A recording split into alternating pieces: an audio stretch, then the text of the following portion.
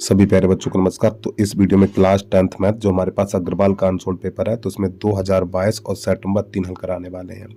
यदि आपने इससे पहले के वीडियो नहीं देखे हैं तो उन सभी वीडियो का लिंक इस वीडियो के डिस्क्रिप्शन बॉक्स में दे देंगे, तो वहां से जाके आप देख सकते हो।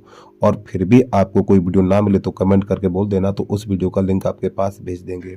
और प्यारे बच्चों, वीडियो को शुरू करने से पहले छोटी सी रिक्वेस्ट है, यदि आप यूट्यूब चैनल पर पहली बार आए हो तो यूट्यूब चैनल को सब्सक्राइब करके बेल आइकन घंटी को प्रेस कर लीजिए और एक प्यारा सा कमेंट करके जरूर बता देना है आपको वीडियो कैसा लगा है। और प्यारे बच्चों, वीडियो बनाने के लिए बहुत मेहनत लगती है, ठीक है। बस हमें आपका एक लाइक और एक कमेंट और एक सब्सक्राइब चाहिए भाई। चलिए ज़्यादा ना समय लेते हुए वीडियो की शुरुआत करते हैं। तो प्रश्न नंबर पहला है, किसी धनात्मक पूर्णांक q के लिए प्रत्येक धनात्मक समपूर्णांक का रूप होगा।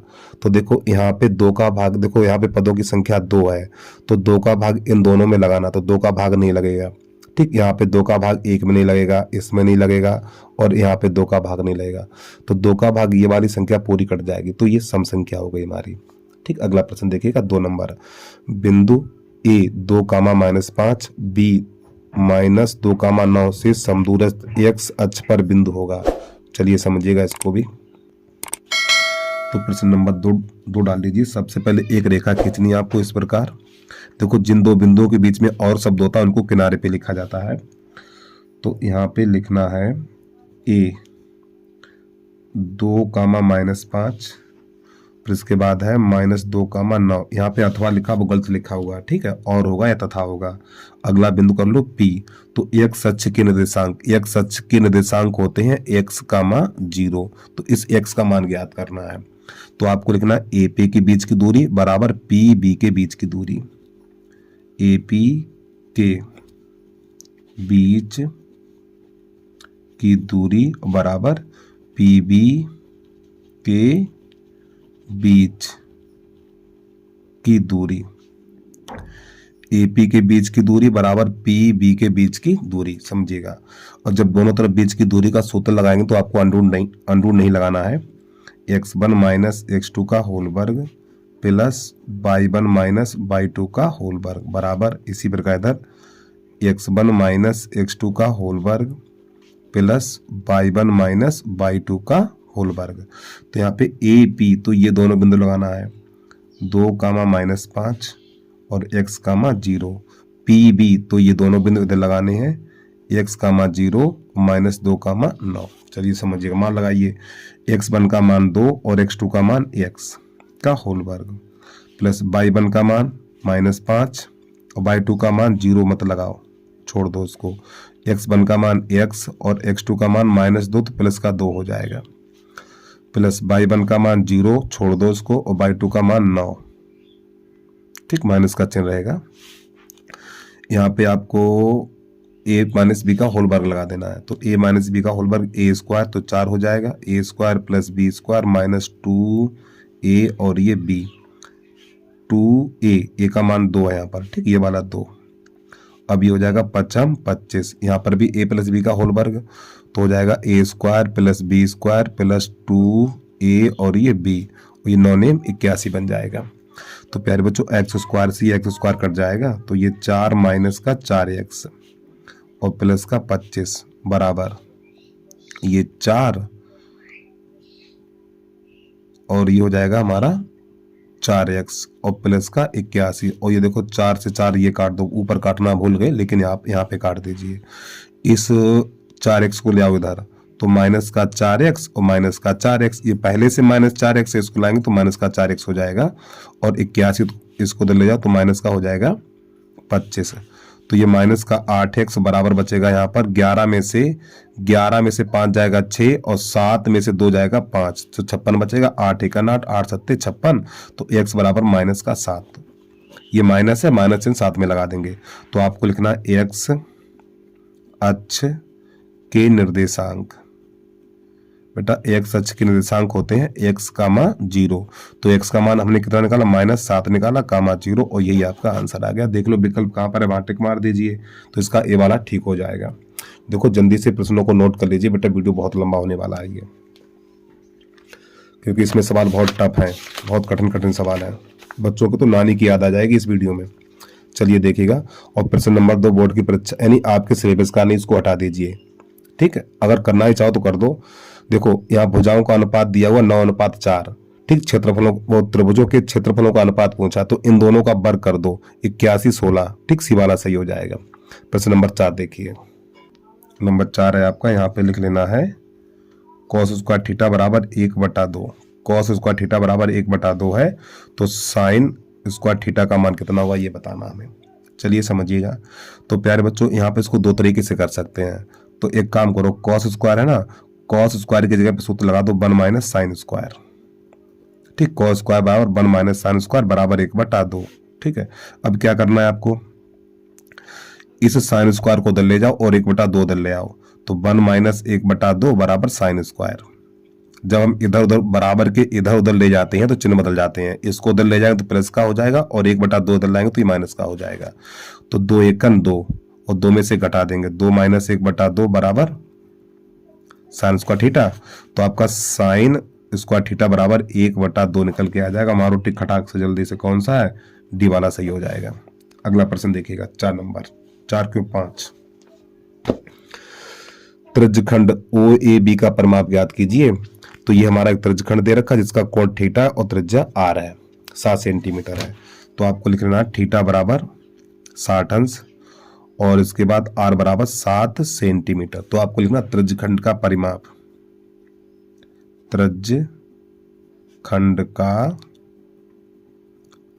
परिमाप बराबर, तो प्यारे बच्चों 2r प्लस चाप की लंबाई, चाप की लंबाई, त्रिज्यखंड का परिमाप होता है 2r प्लस चाप की लंबाई। तो थोड़ा इधर बढ़ा के लिखेंगे 2 × 7 और चाप की लंबाई पाई r थीटा बटा 180। तो ये तो 14 बन जाएगा, पाई का मान 22/7 और नीचे रहेगा 180 और r का मान 7 और थीटा का मान 60 दे रखा है।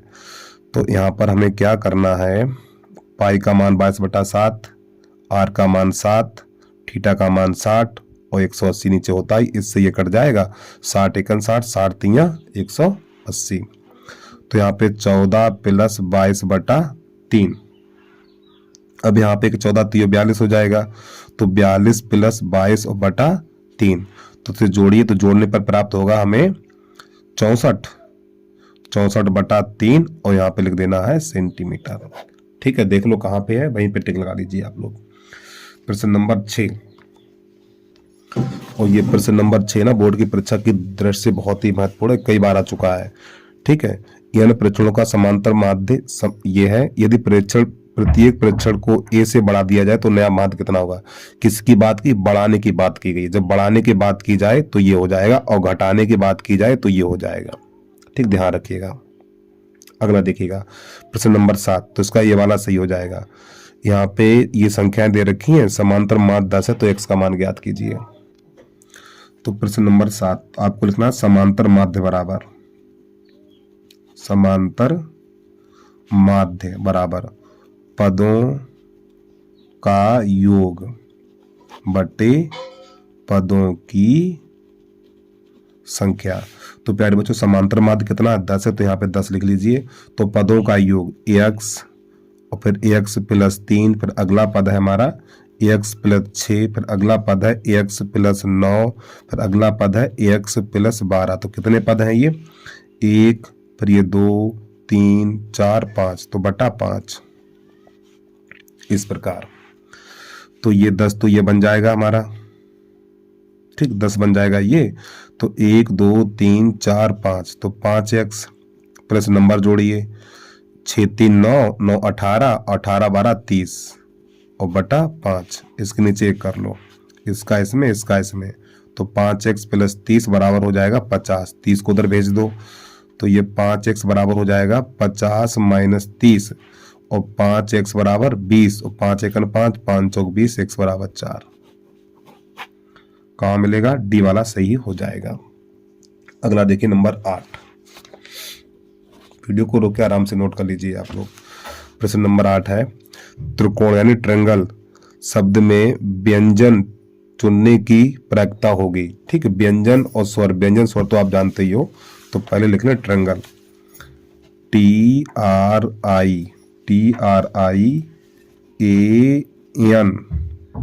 GLE। तो व्यंजन की प्रायिकता ज्ञात करनी, तो प्रायिकता PE बराबर, तो प्यारे बच्चों ये अक्षर है कितने, 1 2 3 4 5 6 7 8, 8 नीचे लिख लो, 8वां प्रश्न और 8 ही अक्षर है, 1 2 3 4 5 6 7 8।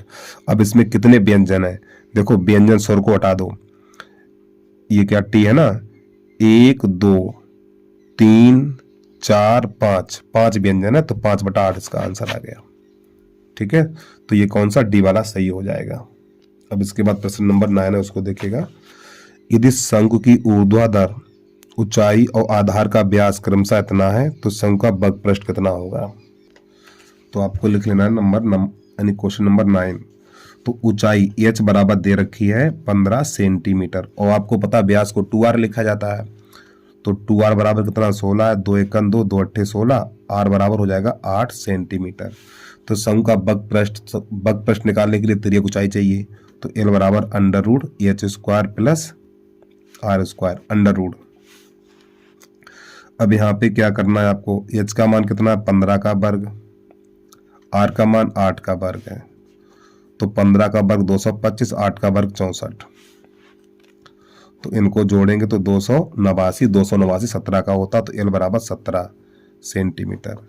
अब आपको लिख देना शंकु का बग पृष्ठ, शंकु का वक्र पृष्ठ πr/l।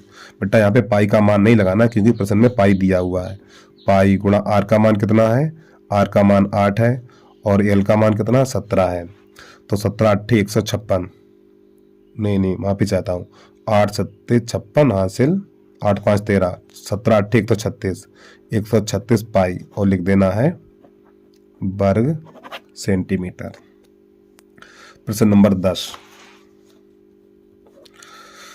प्रश्न नंबर 10 है, वृत्त का क्षेत्रफल ये दिया हुआ, तो उसका परिमाप कितना होगा ये बताना हमें। तो आपको लिख देना है वृत्त का क्षेत्रफल बराबर है हमारा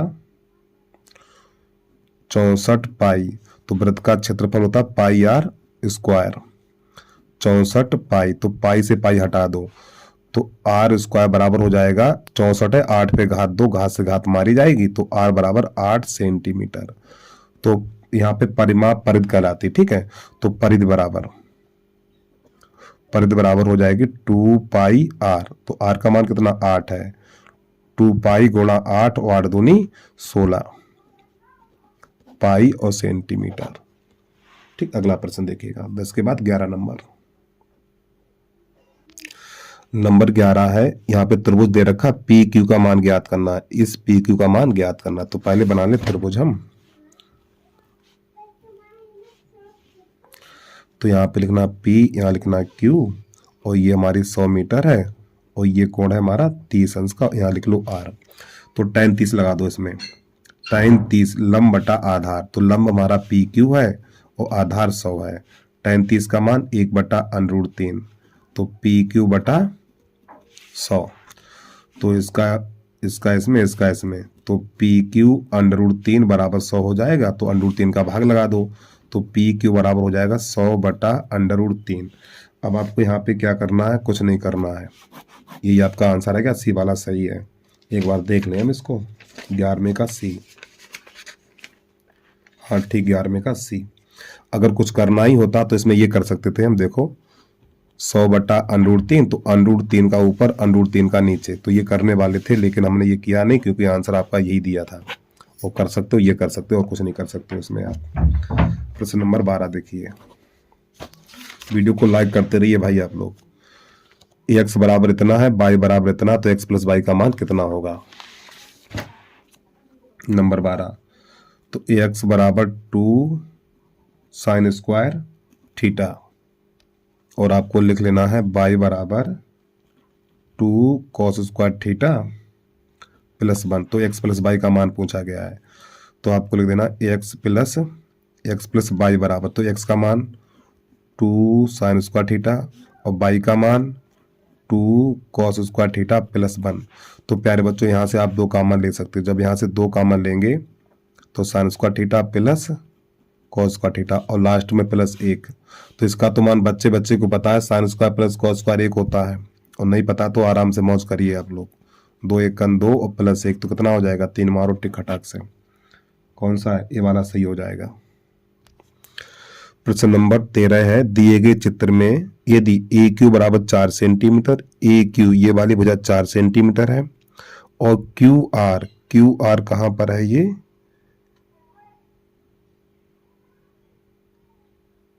अच्छा हाँ क्यू आर यहां से लेके यहां तक 7 सेंटीमीटर है, अच्छी बात है।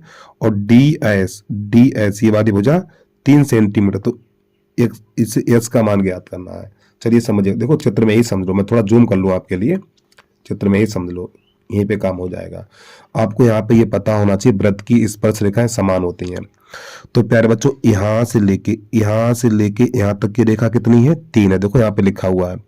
तो जब ये 3 है तो ये भी 3 होगी, ठीक, ये वाली कितनी होगी, 3 हो गई। फिर आगे देखिएगा, ये वाली भुजा कितनी है, 3 है, जब ये 3 है तो ये 3 होगी।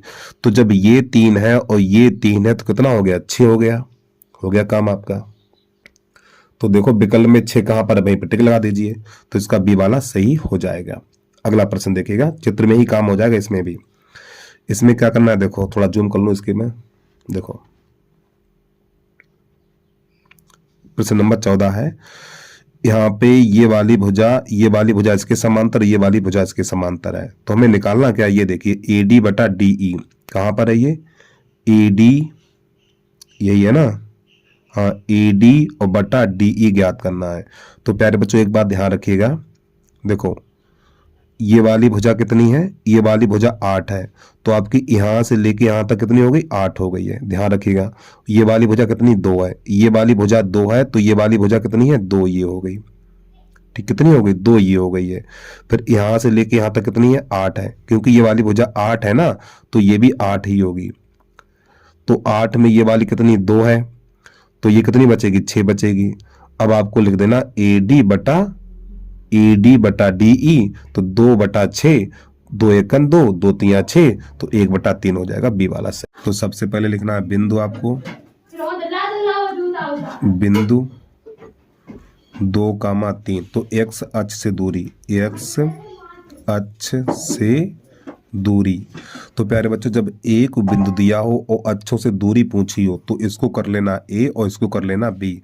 तो x अक्ष से दूरी बराबर बी, तो बी का मान कितना, 3 है, तो यही आपका आंसर आ गया। अगर आपसे पूछे बाई अक्ष से दूरी, तो बराबर ए, और ए का मान कितना हो जाएगा, 2 हो जाएगा। लेकिन हमसे यहाँ पे पूछा गया है x अक्ष से दूरी, तो ये वाला सही हो जाएगा। प्रश्न नंबर 16 देखिएगा, प्रश्न नंबर 16 है, यहाँ पे लिखा हुआ है समांतर श्रेणी 2 4 6 का 10वां पद होगा। इसको देखिएगा, तो पहले लिख लो AP 2 4 6 डैश, इसका 10वां पद ज्ञात करना है। तो A बराबर 2 और D बराबर 6 में से 4 घटा दो, तो D बराबर मिलेगा 2, तो 10वां पद ज्ञात करना है। तो A 10 बराबर आपका हो जाएगा A + 9D, A का मान 2 है, प्लस 9 गुणा D का मान 2 है, तो 18 और 2 20 हो जाएगा। अगला प्रश्न देखिए 17 नंबर, तो 17 नंबर द्विघात समीकरण दे रखा है, इसका हमें विभक्त कर ज्ञात करना है। चलिए समझिएगा, तो यहाँ पे लिखना 17 नंबर x + 2 का होल वर्ग बराबर 0, तो यहाँ पे a + b का होल वर्ग, तो a² + 2ab, तो ये 4x हो जाएगा, और 2 दूनी 4 बराबर 0, तो इसमें ABC के मान छांट लो, a बराबर 1 और b बराबर 4 और c बराबर 4, तो d बराबर होता है b² - 4ac, तो b का मान 4 का वर्ग -4 गुणा a और गुणा c का मान 4, तो हो जाएगा 16 और माइनस ये हो जाएगा 16, ठीक, 4 चौक 16, तो प्यारे बच्चों 16 16 कट जाएगा, तो इसका आ जाएगा 0। 17 के बाद 18 नंबर देखिए आप, 18 नंबर में है के किस मान के लिए रैखिक युग्म समीकरण इतने दिया अद्वितीय हल है। तो अद्वितीय हल का मतलब होता है प्रतिच्छेदी रेखाएं। तो पहले दोनों समीकरण लिखना है आपको, नंबर लिख लें हम 18, तो kx - y बराबर 2, फिर दूसरा है 6x - 2y बराबर 3।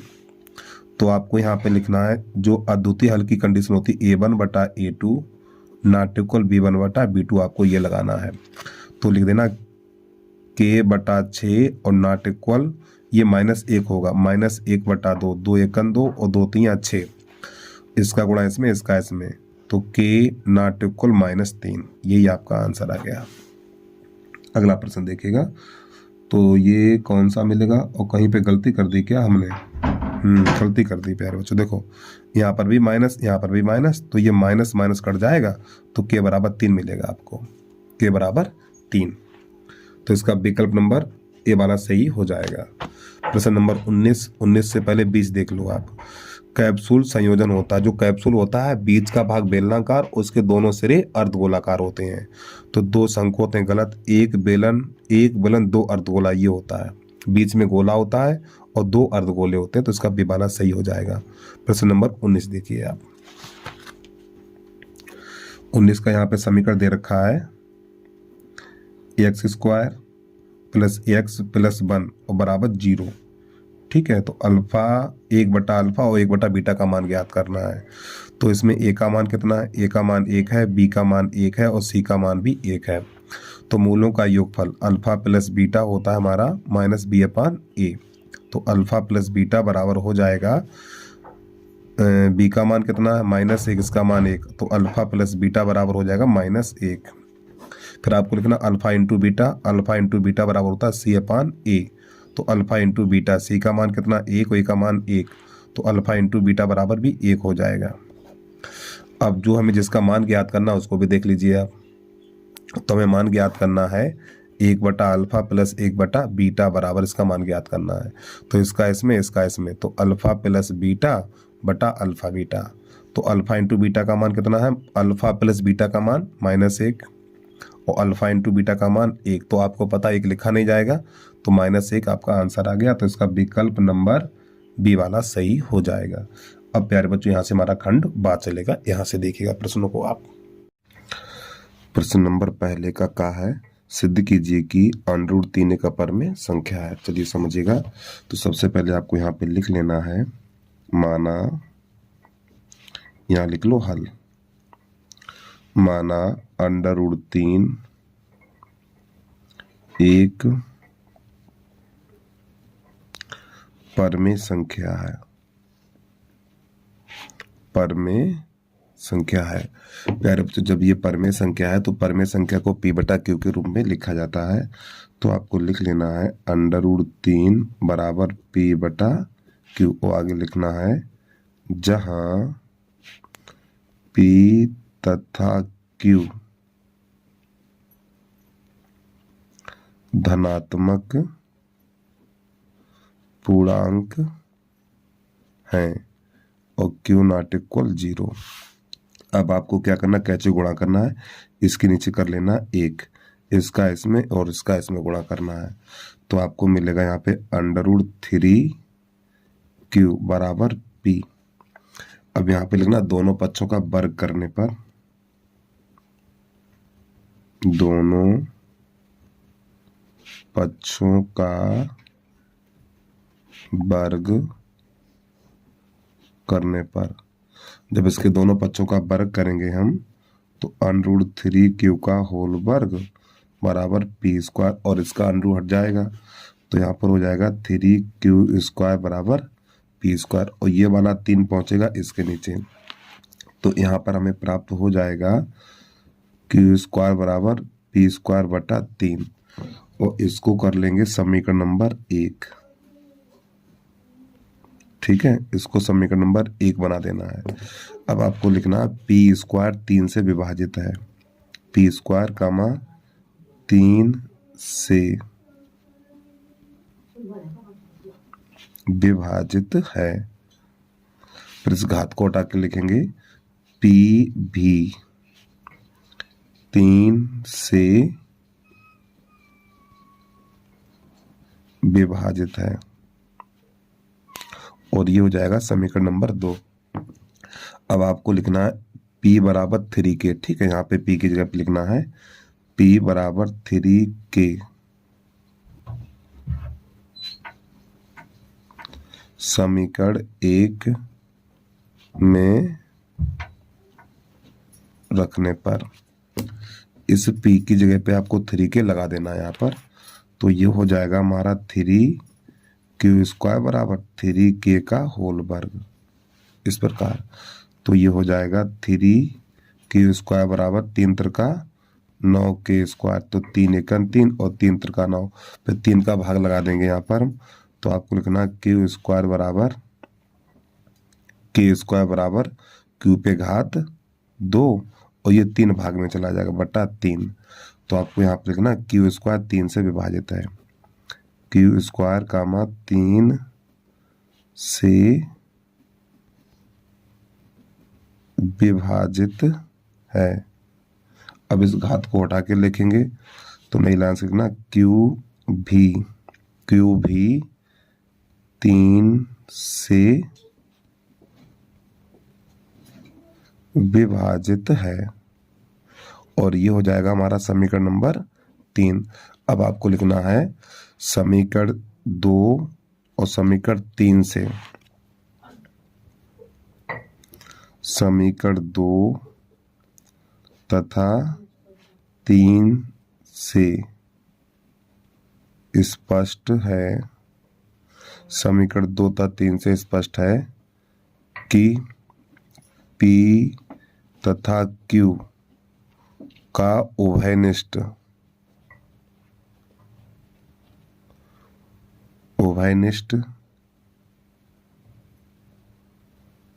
गुणनखंड 3 है। ठीक है, इसलिए √3 एक परमेय संख्या है। तो आपको नई लाइन से लिखना है यह विरोधाभास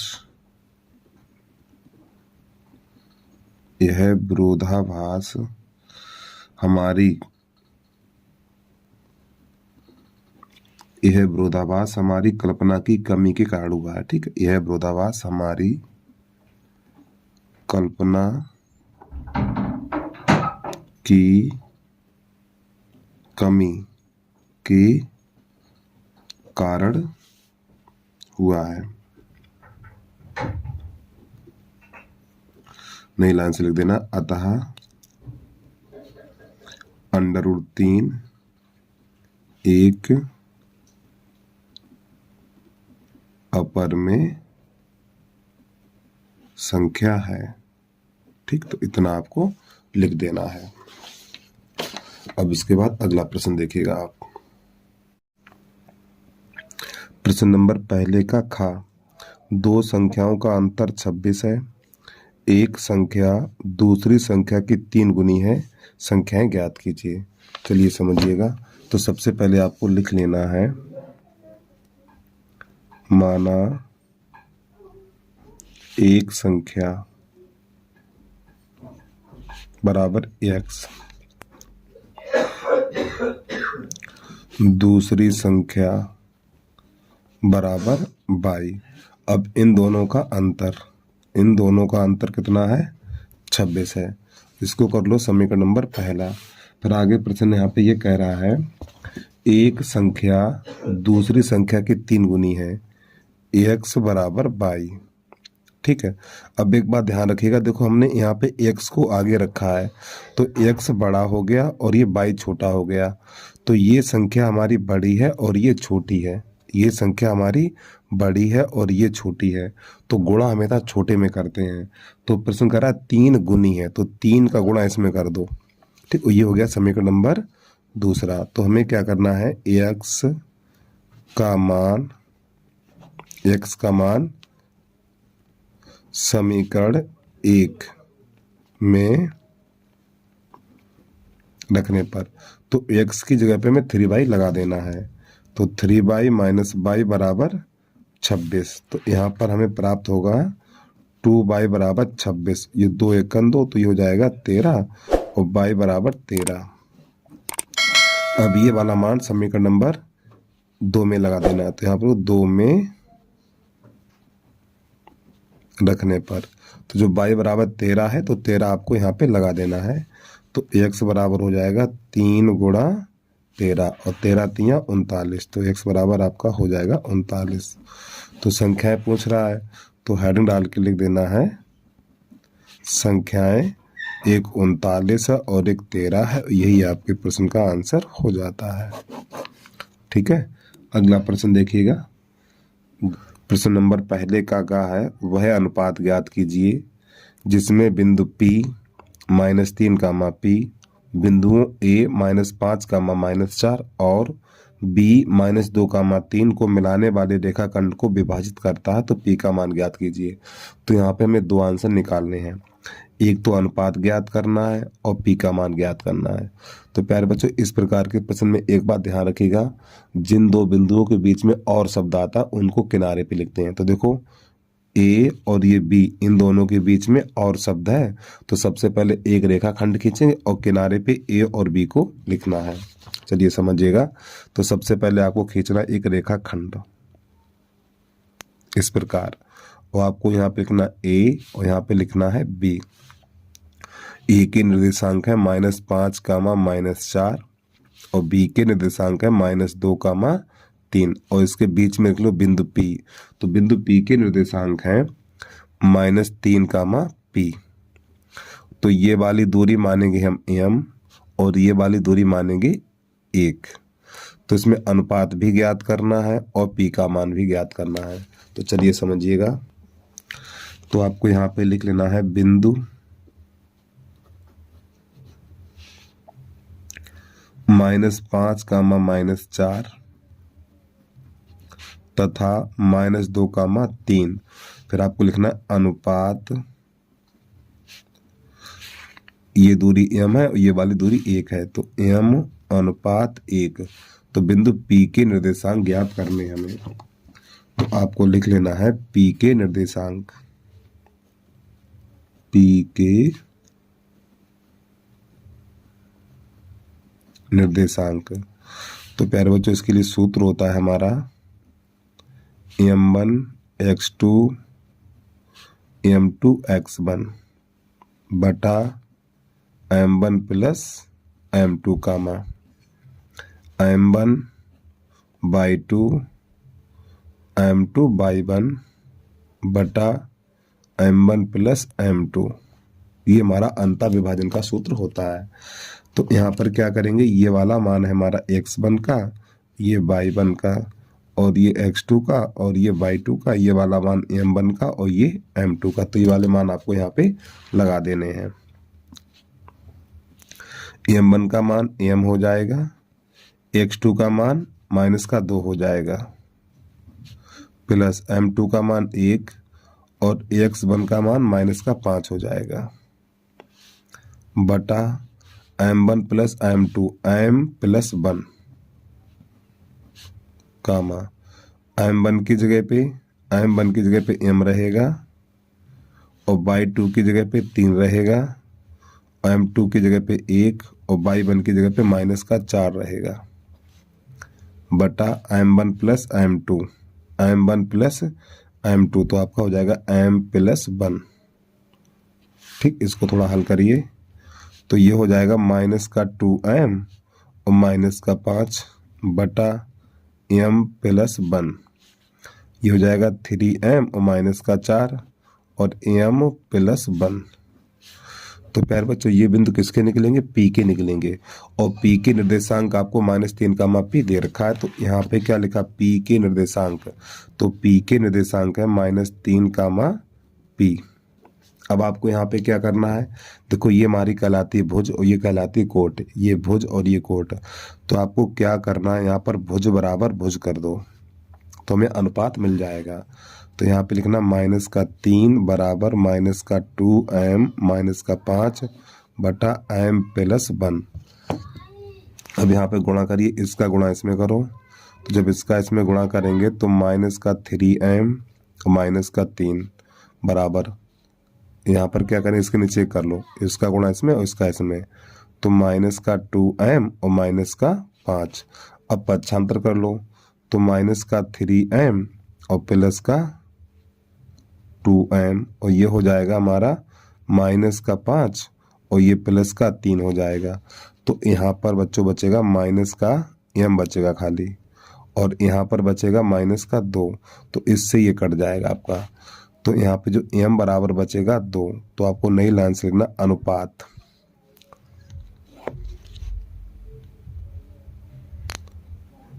अनुपात जो हमने अनुपात माने थे m अनुपात 1 था हमारा, तो m का मान कितना 2 निकला, तो यहाँ पे 2 लगा देना है, तो 2:1। तो बच्चों एक तो आंसर हमारा ये निकल के आ गया। अब हमें निकालना है p का मान। ठीक है, जब p का मान निकालेंगे तो हम क्या करेंगे, भुज कोट बराबर कोट कर देंगे।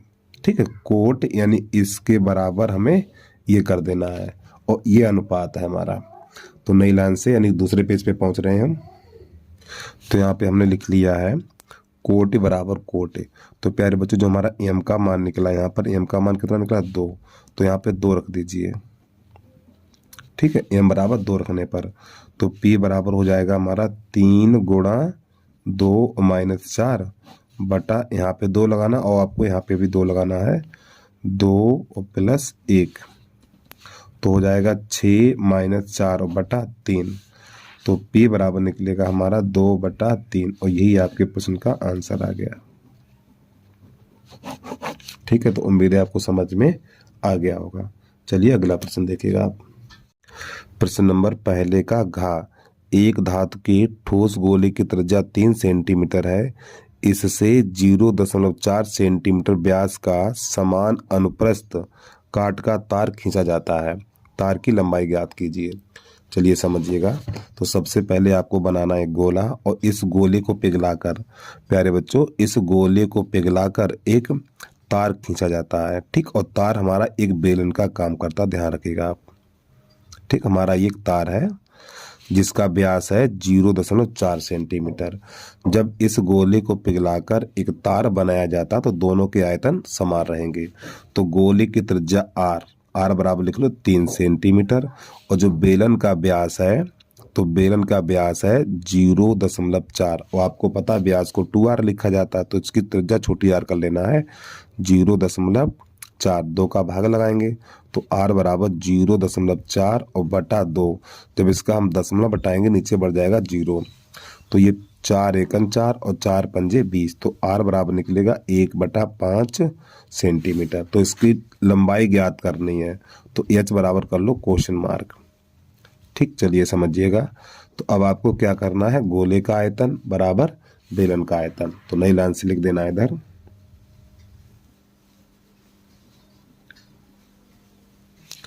गोले का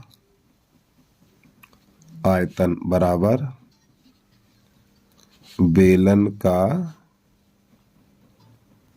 आयतन। ठीक है, गोले का आयतन बराबर बेलन का आयतन, तो गोले का आयतन है हमारा 4/3 पाई r, बड़ी r लिखो इसकी। ठीक है, गोले का आयतन 4/3 पाई r क्यू, और बेलन का आयतन पाई r² h। तो प्यारे बच्चों पाई से पाई निकाल देना यहाँ पर, तो हो जाएगा 4/3, और गोले की त्रिज्या है 3 गुणा 3 गुणा 3, और इसकी त्रिज्या है 1/5, और इसका वर्ग इंटू h। तो ये 3 से 3 काट दो, 3 त्रिका 9, 9 चौक 36 बराबर ये हो जाएगा 1/25 और गुणा h। और प्यारे बच्चों इस 25 का गुणा हो जाएगा 36 में, तो पहले लिख लो 36 बराबर h/25, ऐसे कर लो। ठीक है, h का गुणा 1 में कर दिया तो h/25 हो गया, इसके नीचे 1 कर लो, इसका इसमें इसका इसमें, तो h बराबर निकलेगा हमारा 900 सेंटीमीटर। तो आपको नई लाइन से लिख देना है तार की लंबाई बराबर, तार की लंबाई बराबर हो जाएगी 900 सेंटीमीटर, और यही हमारे प्रश्न का आंसर हो जाएगा। अगला प्रश्न देखिएगा 5वां इसका। यदि द्विघात समीकरण 3x² minus 2kx plus 2m बराबर 0 के मूल x बराबर 2 और x बराबर 3 है, तो k और m का मान ज्ञात कीजिए। चलिए समझिएगा इसको।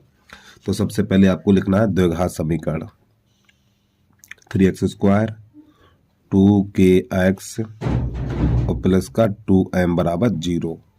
तो सबसे इसको मान लो समीकरण नंबर 1। अब यहाँ पे लिखना x बराबर 2 रखने पर, तो प्यारे बच्चों x की जगह पे 2 लगाना, यहाँ पर 2 लगाना है और आपको यहाँ पर भी 2 लगाना है। तो पहले 3, यहाँ पे 2 पे घात 2 माइनस 2k, यहाँ पे 2 लगाना है और प्लस का 2m बराबर 0। तो 2 का वर्ग 4, 4 तो 12 हो जाएगा, तो 12 माइनस 4k और प्लस का 2m बराबर 0। अब यहाँ पे क्या करेंगे, इसको भेजेंगे इधर, तो माइनस का 4k और प्लस का 2m बराबर ये हो जाएगा माइनस का 12 हो जाएगा। अब यहाँ पे देखो 2 का भाग लगा दो, लगाना चाहो तो, ठीक है, या इतना ही छोड़ दो, कोई दिक्कत नहीं है। इसको कर लो समीकरण नंबर 2। अब यहाँ पे लिखना x बराबर 3, x बराबर 3 समीकरण 1 में रखने पर, x बराबर 3 समीकरण नंबर 1 में लगा दो। अब यहाँ पे x की जगह आपको 3 लगाना, यहाँ पे 3 लगाना है और यहाँ पर 3 लगाना है। चलिए समझिएगा, तो 3 और 3 पे घात 2 माइनस 2k और गुणा 3 और प्लस 2m बराबर 0। तो प्यारे बच्चों 3 का 9, ये तो बन जाएगा 9 और 9 तो 27 और माइनस का ये हो जाएगा 6k, ठीक, 6k और प्लस 2m बराबर 0। तो 27 को उधर भेजेंगे, तो माइनस का 6k और प्लस का 2m, 6k माइनस का 6k प्लस का 2m, इसको उठा के उधर भेज दो, तो हो जाएगा माइनस का 27 और ये हो जाएगा समीकरण नंबर 3। अब हम यहाँ पे समीकरण 2 और समीकरण 3 को हल करेंगे, तो ये वाला उठा के इसके नीचे आपको रख देना है। तो समीकरण नंबर 2 इसके नीचे लगाना है, माइनस का 4k और प्लस का 2m बराबर माइनस का 12, ये समीकरण नंबर 2 है। अब इसके बता दो चिन्ह आप, प्लस और ये माइनस और ये प्लस, तो प्लस माइनस कट जाता है, तो यहाँ पर बचेगा हमारा माइनस का 2k बराबर इधर बचेगा माइनस का बचेगा 15। अब ये माइनस से माइनस कट जाएगा, 2 का भाग लग जाएगा, तो k बराबर निकलेगा हमारा 15/2। अब ये वाला मान समीकरण नंबर चाहे 2 में लगाओ चाहे 3 में लगाओ, ठीक, 2 में रख दो, 2 में रखने पर जो k बराबर 15/2 है, तो k बराबर 15/2 यहाँ पे लगा देना है आपको।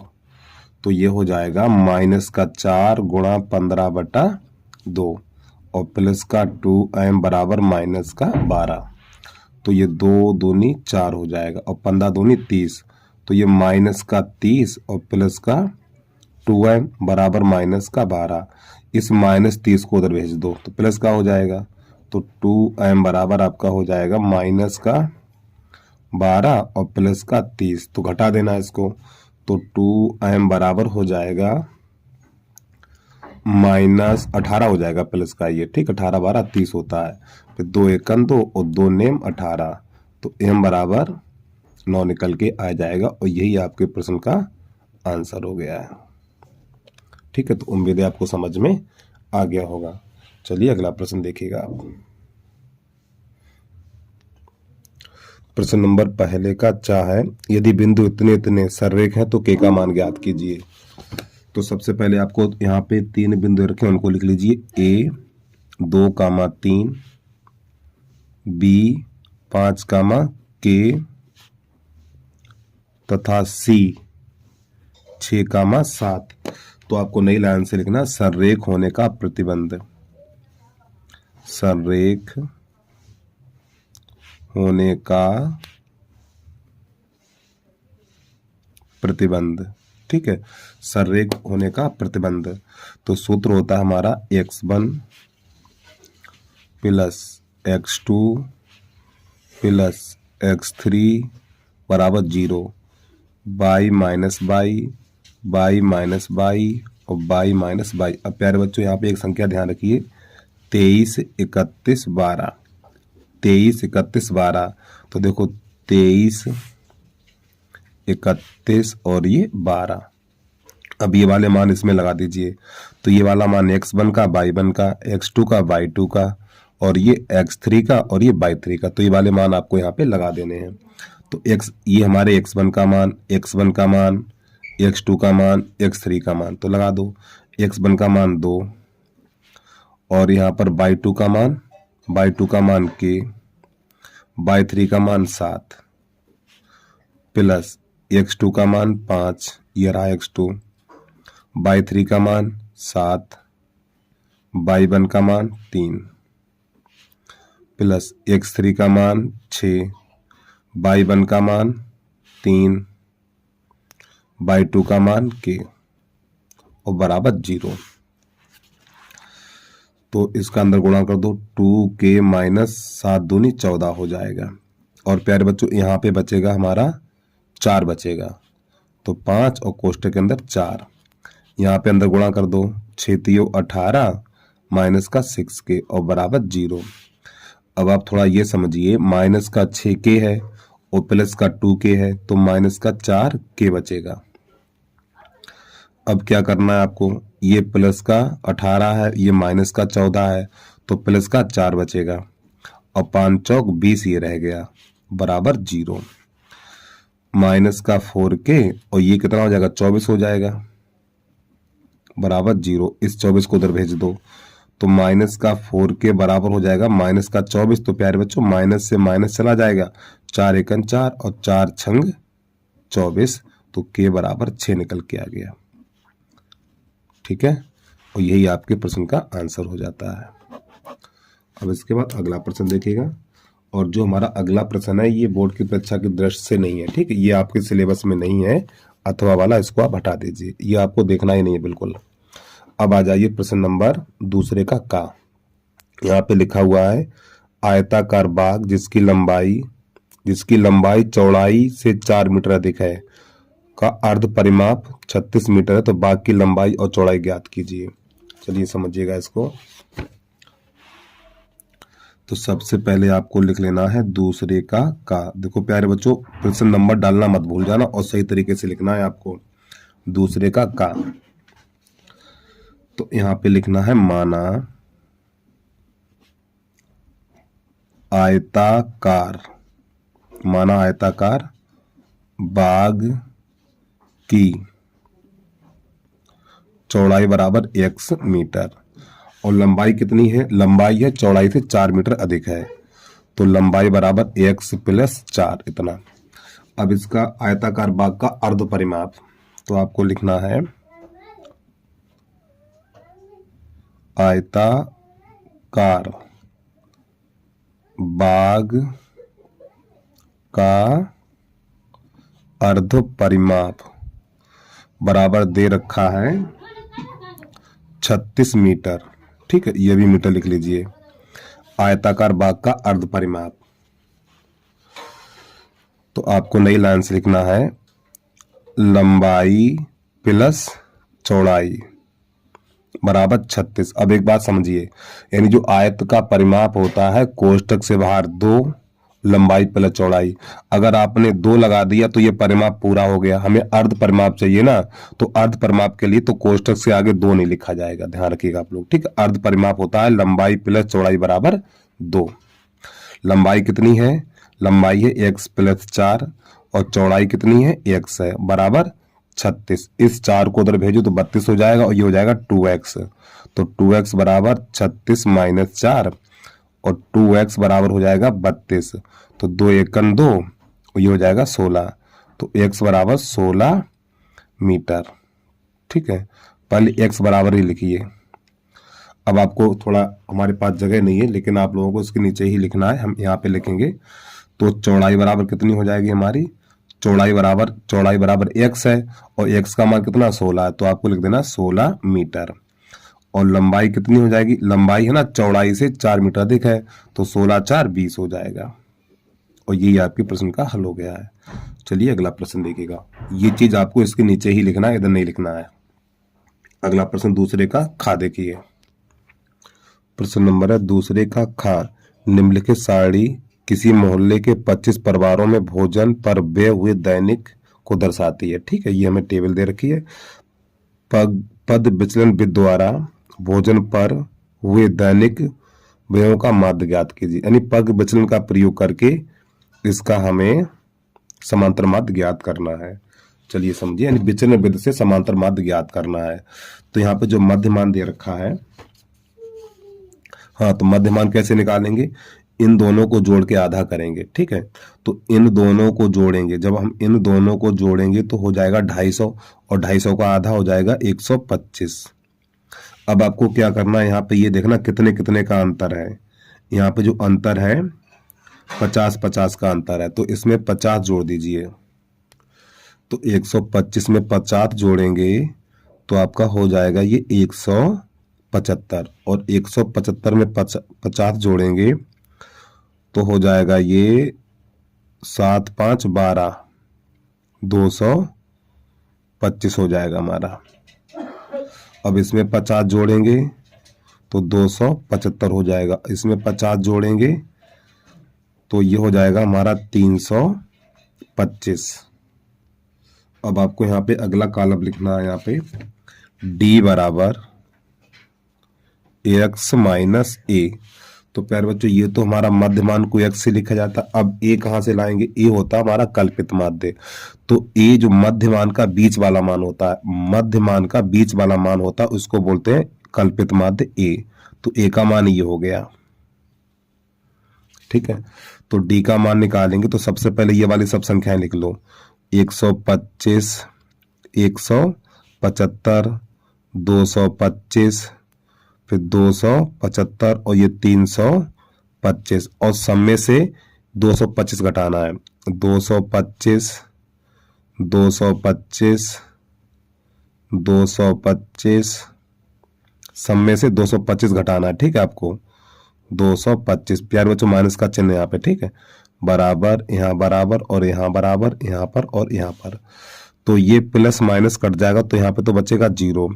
तो 225 में से 125 घटाएंगे तो यहाँ पर बचेगा 100, ठीक है।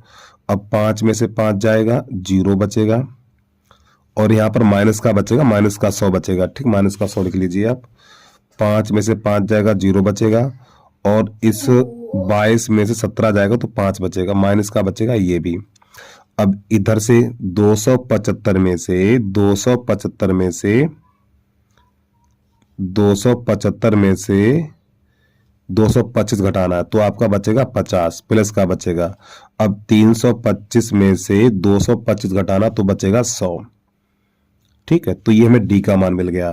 तो अगला कॉलम आपको बनाना है एफ गुणा डी, यानी एफ इंटू डी। तो किसका, इसका और ये दोनों गुणा करेंगे तो 4 और ये -100, तो आपका ये हो जाएगा 400 माइनस का। फिर इन दोनों का गुणा करेंगे, 5 25, तो माइनस का 250 हो जाएगा। इसका इसमें करेंगे तो ये तो 0 हो जाएगा, 5 दूनी 100 हो जाएगा ये, और ये भी हमारा 100 हो जाएगा। अब प्यारे बच्चों क्या करना है हमें, ये 100 और ये 100, तो पहले इन दोनों को जोड़ो। तो इन दोनों को जोड़ेंगे तो ये हो जाएगा माइनस का 650, और इन दोनों को जोड़ेंगे तो हो जाएगा ये 200। और यहाँ पे आपको लास्ट में ऐसे एक लकीर कर लेनी है इस प्रकार, और यहाँ पे लिखना है सिग्मा एफ इंटू डी बराबर, ये माइनस का 650 है और ये 200 है, तो यहाँ पर माइनस का बचेगा 450। अब यहाँ पे सिग्मा एफ लिखना है आपको, तो यहाँ पे लिख लीजिए सिग्मा एफ बराबर, तो यहाँ पे जो परिवारों की संख्या है तो परिवारों की संख्या यहाँ पे 25 दे रखी है। अब यहाँ पर हमें लगाना है सूत्र, तो समांतर माध्य बराबर समांतर माध्य, ठीक, इस प्रकार। तो जो हमारा पग जो क्या नाम विचलन द्वारा समांतर माध्य निकालेंगे तो सूत्र होता है a plus sigma f into d और बटा सिग्मा एफ, ये हमारा सूत्र होता है। तो मान लगा दीजिए। तो बच्चों ए का मान कितना है, 225 है, तो यहाँ पे 225 और प्लस इसका मान है माइनस का 450 और बटा सिग्मा एफ का मान है 25। तो प्लस माइनस माइनस 225 और माइनस ये 25 से काट दो, 25 से काटेंगे या 5 से काटो, 25 25 और 5 नेम 45, फिर 5 से काटो, 5 एकन 5, तो जाएगा 18 बार, तो ये माइनस का 18, तो यहाँ पे घटा दीजिए। तो 15 में से 8 जाएगा, 7 बचेगा, 1 में से 1 जाएगा 0 और ये 2, और यही आपके प्रश्न का आंसर आ जाएगा। जो हमारा समांतर माध्य निकलेगा 207 निकल के आ जाएगा। अब इसका आंसर एक बार चेक कर लें, 207 खा खरगोश है, 211 दे रखा है यहाँ पर। एक बार देख लें हमने कहाँ पे गलती कर दी, फिर इसके बाद देख रहे हैं हम। देखो हमने गलती कहाँ पे कर दी, गलती यहाँ पे कर दी है। जब हम इन दोनों का गुणा करेंगे, 100 का गुणा 2 में करेंगे तो आपका 200 निकल के आएगा। अब प्यारे बच्चों ये बन जाएगा हमारा 300। कितना बन जाएगा? 300। अब यहाँ पर बचेगा हमारा 350 बचेगा। कितना बचेगा? 350। तो प्यारे बच्चों माफी चाहता हूँ भाई, 350। तो आपको यहाँ पे लिख लेना है 350। ठीक है। अब ये 5 से काटेंगे तो 55 25 और 5 सत्ते 35, 7 हो जाएगा 70। फिर ये 5 एकन 5 और ये 5 एकन 5 और 5 चौक 20, 14 बचेगा यहाँ पर हमारा। ठीक, तो यहाँ पे आपको 14 लिख देना है। अब घटाइए, 5 में से 4 जाएगा तो 1 बचेगा, तो यहाँ पे 1 रह गया, 1 में नहीं 2 में से 1 जाएगा, 1 बचेगा, तो ये आपका आंसर आ गया 211। ठीक है, एक बार आप थोड़ा सही करके देख लीजिए, समझ में आ जाए, कोई इतनी बड़ी गलती नहीं है। ठीक है, लेकिन हाँ बोर्ड के पेपर में करके आओगे तो गलती हो जाएगी भाई। ठीक, एक बार सुधार कर लीजिए आप लोग। अगला प्रश्न देखिएगा आप। प्रश्न नंबर है दूसरे का गा। जांच कीजिए कि द्विघात समीकरण के मूल वास्तविक हैं, यदि ऐसा है तो मूलों को भी ज्ञात कीजिए। चलिए समझिएगा। तो सबसे पहले द्विघात समीकरण आपको लिख लेना है यहाँ पर, 3/4 एक्स स्क्वायर माइनस का 8x प्लस का 3 बराबर 0। तो सबसे पहले हमें ये दिखाना मूल वास्तविक है या नहीं है। तो सबसे पहले आपको क्या करना है, a बराबर 3/4, b बराबर माइनस का 8 और c बराबर 3। तो जो हमारा एक सूत्र होता है विभक्त कर का, d बराबर b स्क्वायर माइनस 4ac, इससे जांच की जाती है। तो यहाँ पर b का मान है -8 का वर्ग। ठीक, तो 4 गुणा a का मान 3/4 और c का मान 3। तो माइनस संख्या का वर्ग हमेशा प्लस होता है 64। ये 4 4 चला जाएगा और 3 3 का 9 हो जाएगा। तो 64 में से 9 घटा दो, 14 में से 9 जाएगा 5, तो आपका बचेगा 55। d बराबर 55। तो आपको यहाँ पे लिख लेना है मूल वास्तविक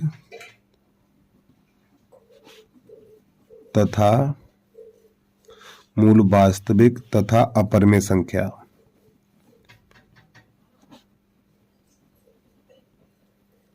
संख्या है। तो नई लाइन से लिखना है आपको, जो हमारा श्रीधराचार्य सूत्र होता है, x बराबर -b plus minus under d/2a, ये हमें सूत्र लगा देना है यहाँ पर। तो b का मान -8 है और प्लस माइनस, और d का मान है √55 और बटा 2 गुणा a का मान है 3/4। इसको थोड़ा हल करिए, ये माइनस माइनस प्लस हो जाएगा, तो 8 प्लस माइनस √55 और 2 एकन 2, 2 दूनी 4, तो यहाँ पर बचेगा 3/2। अब ये जो 2 है हमारा, ये 2 पहुंचेगा ऊपर, तो आपका हो जाएगा 2 कोष्टक से बाहर रहेगा 8 प्लस माइनस √55 और बटा 3। या तो इसको इतना छोड़ दो, या हम इसको ऐसे भी लिख सकते हैं 2/3 और कोष्टक के अंदर 8 प्लस माइनस √55। और प्यारे बच्चों, इस प्रश्न का आंसर आपके अनसोल्ड में नहीं दिया है, लेकिन मेरे पास दूसरा अनसोल्ड है जो राजीव प्रकाशन का है, तो उसमें ये इसका आंसर रहा। ठीक है, उसमें प्रश्न ये वाला है हमारा, दूसरे का गा है, उसमें छठे का पहला है ये। ठीक, तो इसका आंसर ये वाला निकल के आ जाएगा। चलिए अगला प्रश्न देखिएगा आप। प्रश्न नंबर है पहले दूसरे का घा। किसी मीनार के आधार से एक ही रेखा में ए और बी दूरी पर स्थित दो बिंदु ए तथा बी से देखने पर मीनार के शिखर के उन्नयन कोण एक दूसरे कोट पूरक हैं। सिद्ध कीजिए मीनार की ऊंचाई √AB है। चलिए समझिएगा। तो सबसे पहले बनाना आपको एक मीनार। तो प्यारे बच्चों, ये हमारी एक मीनार है और एक ही रेखा पर दो बिंदु हैं, ठीक, मान लो इस साइड पर, तो यहाँ पे कर लो ए और यहाँ पे कर लो बी। तो ये वाली दूरी हमारी कौन सी है, ये वाली दूरी है, पहले कौन सी दूरी है, ए, तो ये वाली दूरी है ए, फिर यहां से लेके यहां तक की दूरी है बी, ठीक, ये वाली दूरी है हमारी बेटा बी, ऐसे करके, और यहां से लेके यहां तक है दूरी ए। तो बिंदु ए और बिंदु बी से देखने पर जो उन्नयन कोण है हमारे, वो एक दूसरे के कोट पूरक हैं, इसको यहां से ऐसे मिला देना। कोट पूरक कोण क्या होते हैं, इन दोनों कोणों का योग 90 अंश होना चाहिए। तो इसको कर लेंगे थीटा और इसको कर लेंगे 90 माइनस थीटा, तो चित्र बनके तैयार हो गया हमारा। तो यहाँ पे आपको कर लेना है सी और यहाँ कर लेना है डी। तो आपको लिखना है माना सी डी एक मीनार है, माना सी डी एक मीनार है। नई लाइन से लिखना है सिद्ध करना है, और इसको मानेंगे एच, ठीक, सिद्ध करना है एच बराबर अंडर रूट ए बी, बेटा ये हमें सिद्ध करना है, यानी एच का मान अंडर रूट ए बी निकालना है। तो आपको नई लाइन से लिखना है त्रिभुज बी सी डी में, और ये कोण 90 अंश होता है, त्रिभुज बी सी डी में, तो tan थीटा, tan क्या होता है, लंब बटा आधार, तो आपको लिखना एच बटा ए। तो प्यारे बच्चों tan क्या होता है, अच्छा एक काम करें, इसके दोनों पक्षों को पलट लें, तो यहां पे लिख लो आप दोनों पक्षों को पलटने पर, जब इसके दोनों पक्षों को पलटेंगे तो ये हो जाएगा 1/tan हो जाएगा। देखो भैया जिसके नीचे कुछ नहीं होता उसके नीचे 1 होता है, जब इनको पलटेंगे तो 1/tan हो जाएगा, और ये हो जाएगा हमारा a बटा h हो जाएगा। तो कैसे गुणा करेंगे हम, कैसे गुणा नहीं करेंगे। अब ये बताइए 1/tan होता क्या है, 1/tan होता है कॉट, तो कॉट थीटा बराबर हो जाएगा a/h। तो ये कॉट थीटा का मान मिल गया। अब आपको लेना है त्रिभुज ए सी डी में, तो ये वाली लंबाई कितनी है, पूरी बी है, तो आपको यहाँ पे लिख लेना है त्रिभुज ए सी डी में, तो यहाँ पे लिखना है tan 90 माइनस थीटा लिखना है बराबर एच बटा बी लिखना है आपको, ऐसे करके। तो tan 90 माइनस थीटा होता है कॉट थीटा बराबर हो जाएगा एच बटा बी, और कॉट का मान कितना है, कॉट का मान है a/h, तो आपको इसकी जगह पे लगा देना है a/h बराबर एच बटा बी। कैसे गुणा करो, इसका इसमें, तो h स्क्वायर बराबर हो जाएगा ए बी, इधर से घात हटेगी, इधर अंडर रूट लग जाएगा, तो h बराबर हो जाएगा अंडर रूट ए बी, और यही बेटा हमें सिद्ध करना था। ठीक है, चलिए अगला प्रश्न देखिएगा आप। अब इसमें लास्ट में और दे रखा, थोड़ा हमने देखा नहीं है। अब यहाँ पे ये भी दे रखा है यदि a बराबर 18 और b बराबर 32 मीटर हो तो मीनार की ऊंचाई ज्ञात कीजिए। चलिए समझिएगा, तो इसी के आगे आपको लिख देना है यहाँ पर a बराबर 18 और b बराबर 32, ठीक है। तो ये मान लगा दो, ये मीटर में है, ठीक है। तो h बराबर अंडर रूट 18 और यहाँ पे आपको लिख देना है b का मान है 32। तो प्यारे बच्चों 18 को लिखेंगे 9 दूनी 18 और 32 को लिखेंगे हम 2 गुणा 16 दूनी 32।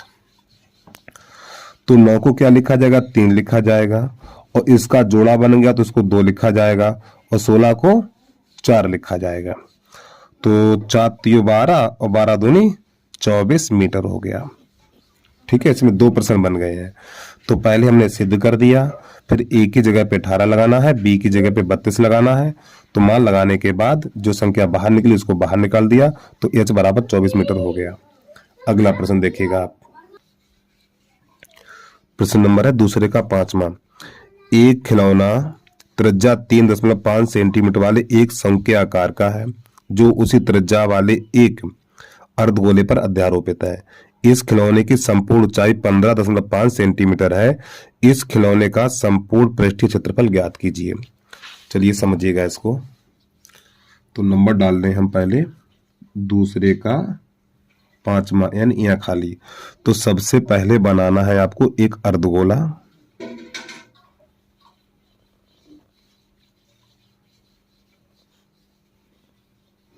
ठीक है, और फिर बनाना आपको एक शंकु इस प्रकार।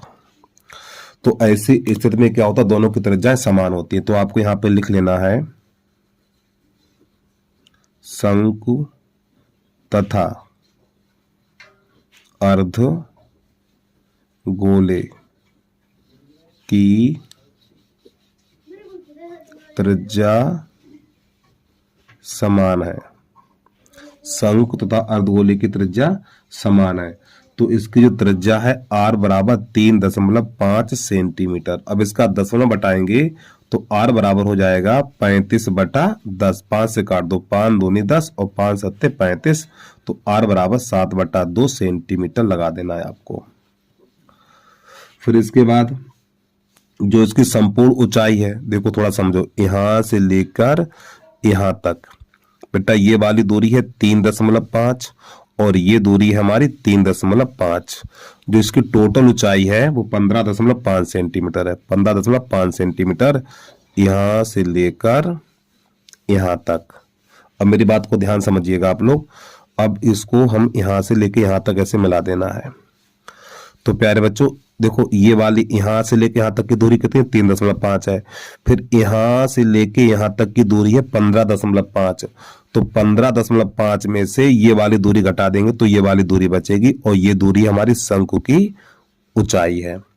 तो आपको लिख देना है यहां पर शंकु की ऊंचाई। शंकु की ऊंचाई h बराबर क्या लिखना है, 15.5 में से 3.5 घटा देना है तो आपका बचेगा 12 सेंटीमीटर। अब आपको क्या करना है, ये हमारी शंकु की तिरछी ऊंचाई है l, तो l भी ज्ञात करना है। तो आपको नई लाइन से लिखना है l बराबर √ h का वर्ग प्लस r का वर्ग। अब आपको यहाँ पे क्या करना है, h का मान कितना है, h का मान है 12 का वर्ग और r का मान चाहो तो ये लगा दो चाहे ये लगा दो, कोई दिक्कत नहीं है। तो r का मान है 7/2 का वर्ग। तो ये तो बन जाएगा 144 और ये हो जाएगा 49/4। इसका इसमें गुणा करो, 4 चौक 16, 4 चौक 16 17, 4 एकम 4 और 1 5, 5 तो 76 प्लस 49 और बटा 4। तो यहाँ पे जो l बराबर निकलेगा √ इन दोनों को जोड़ेंगे तो 625/4 और 625 को लिखा जाएगा 25 बटा, यानी 625 को लिखा जाएगा 25 और 4 को लिखा जाएगा 2 सेंटीमीटर। तो ये l मिल गया। तो हमने r भी ज्ञात कर ली, r तो दी था यानी r तो प्रश्न में दिया हुआ है और l ज्ञात कर लिया। अब आपको लिखना ठोस का पृष्ठीय क्षेत्रफल। अब इसके लिए हम दूसरे पेज पे पहुंच रहे हैं। तो आपको लिखना है यहाँ पर ठोस का पृष्ठीय क्षेत्रफल। तो इस ठोस में क्या क्या सम्मिलित है, अर्धगोला है तो अर्धगोले का वक्रपृष्ठ, अर्धगोले का वक्रपृष्ठ 2πr², ये अर्धगोले का वक्रपृष्ठ हो गया। फिर इसके बाद क्या है, शंकु है, शंकु का वक्रपृष्ठ πrl। तो यहां से हम क्या करेंगे, πr कॉमन ले लो। जब हम πr कॉमन लेंगे तो प्यारे बच्चों यहां पर बचेगा 2r और प्लस यहाँ पे πr चला गया तो l बचा हुआ है। पाई का मान लगा देना है 22/7 और r का मान कितना है 7/2। यहाँ पर 2, फिर r की जगह पे 7/2 प्लस l की जगह पे लगा देना 25/2। अब इसके थोड़ा इसको हल करिए, इससे ये मारा जाएगा 2 एकम 2, ये 11 बन जाएगा। तो यहाँ पर 11 ये बन गया, 2 से 2 ये कट गया 7 और 2 का भाग लगाना है 25 में तो आपका हो जाएगा 12.5। इनको जोड़िए तो 11, 12, 7, 19, 19.5। 11 गुणा करिए इसमें, 11 पन्ना 55 की 5 हासिल 5 लगी है और 11 निम 99 और 99 5 जोड़ेंगे तो 104 कि 4 हासिल 10, 11 एकन 11, 11 10 21 और 10 में से पीछे एक अंक और आपको यहाँ पे लिख देना है वर्ग सेंटीमीटर। और यही हमारे प्रश्न का आंसर हो गया है। एक बार देख लें आंसर आया कि नहीं आया इसका। ठीक है, अब इसके पीछे जीरो लगाओ या मत लगाओ कोई दिक्कत नहीं है। ठीक है, यही आपके प्रश्न का आंसर आ गया। अब इसके बाद अगला प्रश्न देखिएगा। अब जो हमारा अगला प्रश्न है, निम्नलिखित सारणी से माध्यिका ज्ञात कीजिए। तो बेटा माध्यिका के बहुत तमाम वीडियो बना चुके हैं, ठीक है, वो जाके देख लीजिए आप लोग। प्रश्न नंबर 3 देखिएगा। कुछ निश्चित संख्या के छात्रों में 300 सेब समान रूप से वितरित किए जाते हैं। यदि 10 छात्र और आ जाएं तो प्रत्येक छात्र को मिलने वाले सेबों की संख्या में एक कमी हो जाती है। तो छात्रों की संख्या ज्ञात कीजिए। तो आपको यहाँ पे लिखना है माना छात्रों की संख्या, माना छात्रों की संख्या बराबर x और जो कुल क्या है इसमें, कुल सेब कितने हैं 300। तो प्रत्येक छात्र को मिले सेब, प्रत्येक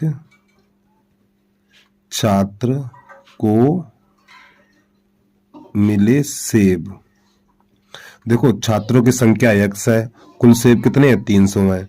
तो प्रत्येक छात्र को मिले सेब बराबर 300 यानी सेबों की संख्या बटे छात्रों की संख्या। अब आगे प्रश्न ये कह रहा इसमें 10 छात्र और आ गए। पहले छात्र कितने थे x थे। जब छात्र x थे तो प्रत्येक छात्र को मिले सेब 300 बटा x। अब प्रश्न ये कह रहा 10 छात्र और आ गए हैं तो छात्र कितने हो जाएंगे, यानी 300 बटा x प्लस 10।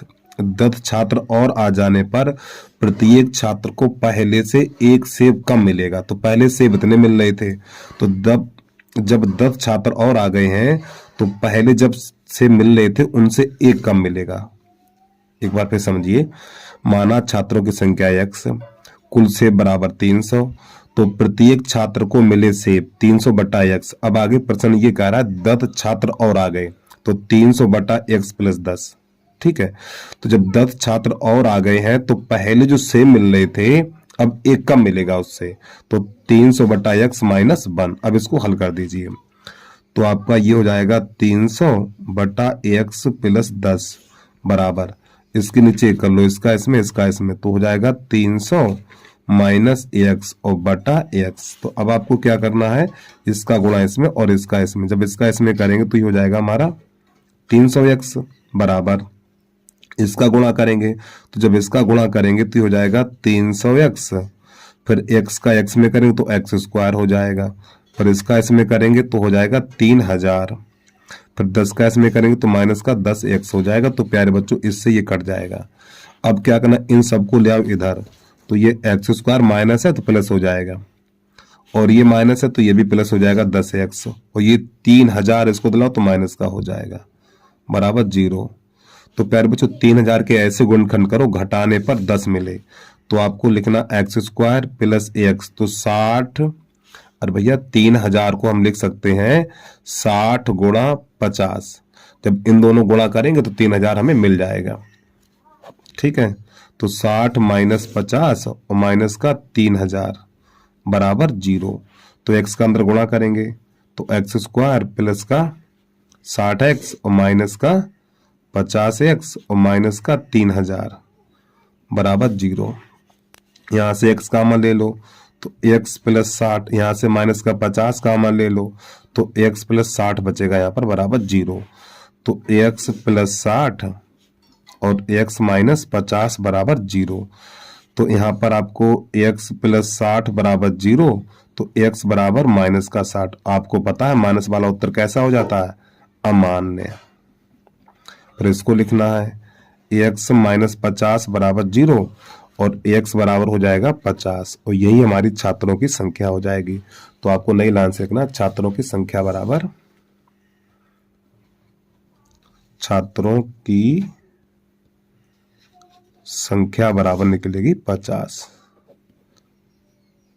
ठीक है, चलिए इसके बाद अगला प्रश्न देखिएगा आप। प्रश्न नंबर तीसरे का अथवा है, तो इसको हल करना है। ठीक है, तो x बराबर -4 और 7 नहीं हो सकता, इनके अलावा और कोई संख्या हो सकती है।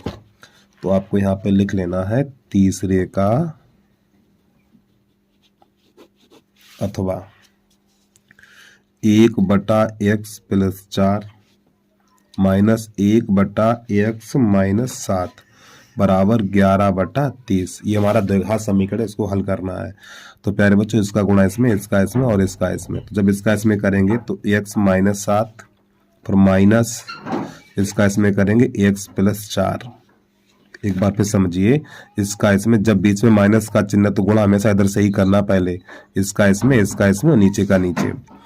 तो यहाँ पे पहले लिख लो x + 4 और x - 7 बराबर 11/30। अब आपको पता होना चाहिए, जब कोष्टक से बाहर माइनस का चिन्ह है तो अंदर वाले चिन्ह बदल जाएंगे। तो x - 7 माइनस x और ये माइनस का 4 बटा, इनका गुणा करिए तो x² माइनस का 7x फिर 4 का करिए 4x माइनस का 28 बराबर 11/30। एक बार फिर समझिए, पहले x का गुणा इन दोनों में करेंगे तो x का x में करेंगे x², इसका इसमें करेंगे माइनस का 7x, फिर 4 का करेंगे, 4 का गुणा इन दोनों में करेंगे 4x और 4 सत्ते 28 बराबर 11/30। अब आपको यहाँ पर ये दोनों प्लस माइनस कर जाएंगे, तो माइनस का 11 बटा ये हो जाएगा x² और माइनस का 3x। 7x में थे 4x घटा देंगे तो माइनस का 3x माइनस का 28 और बराबर 11/30। तो प्यारे बच्चों, 11 से ये 11 कट जाएगा। जब बीच में बराबर का चिन्ह हो तो ऊपर से ऊपर नीचे से नीचे काट देते हैं। अब गुणा करिए, इसका गुणा इसमें और इसका इसमें, तो हमारा ये मिलेगा x² माइनस का 3x और माइनस का 28 और बराबर हो जाएगा, देखो माइनस का है ये तो माइनस का 30 हो जाएगा।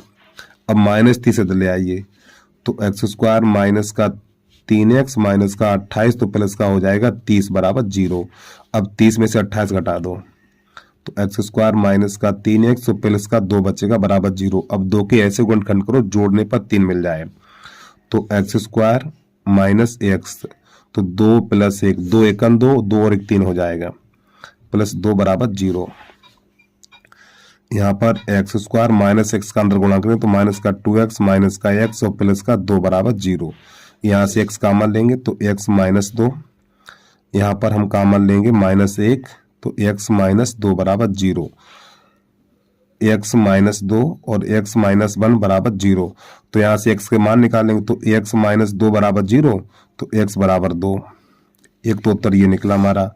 फिर x - 1 बराबर 0 और x बराबर 1, और यही आपके प्रश्न का हल हो गया। ठीक है, प्रश्न नंबर अगला देखिएगा 4 नंबर। चौथे का पहला है, चित्र में यदि AB लंब BC और DE लंब AC तो सिद्ध कीजिए। यानी ABC एक ये बड़ा वाला त्रिभुज और ये छोटा वाला त्रिभुज समरूप है, ये सिद्ध करना है हमें। चलिए समझिएगा। तो सबसे पहले इसमें लिख लो दिया है, दिया है।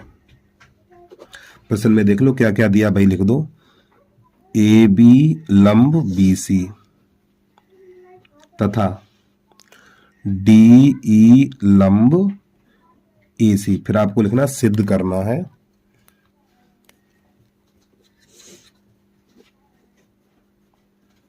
सिद्ध करना है। क्या सिद्ध करना है?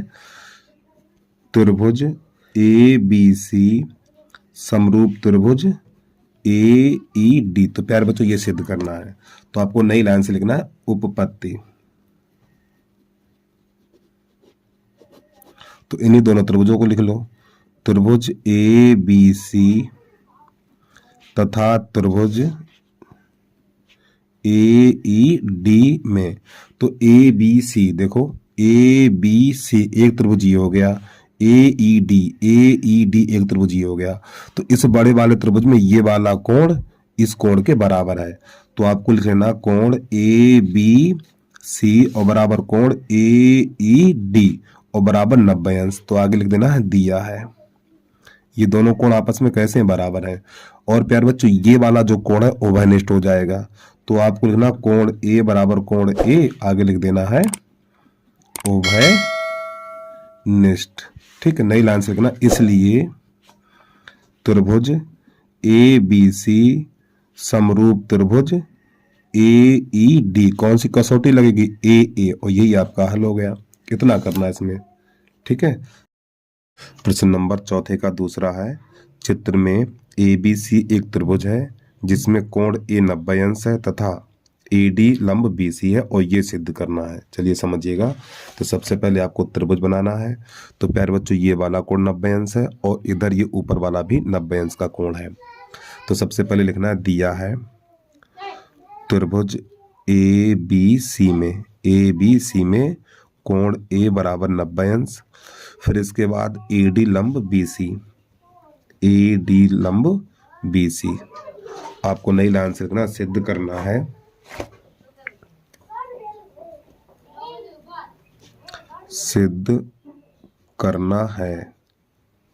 बेटा। सिद्ध क्या करना है इसमें,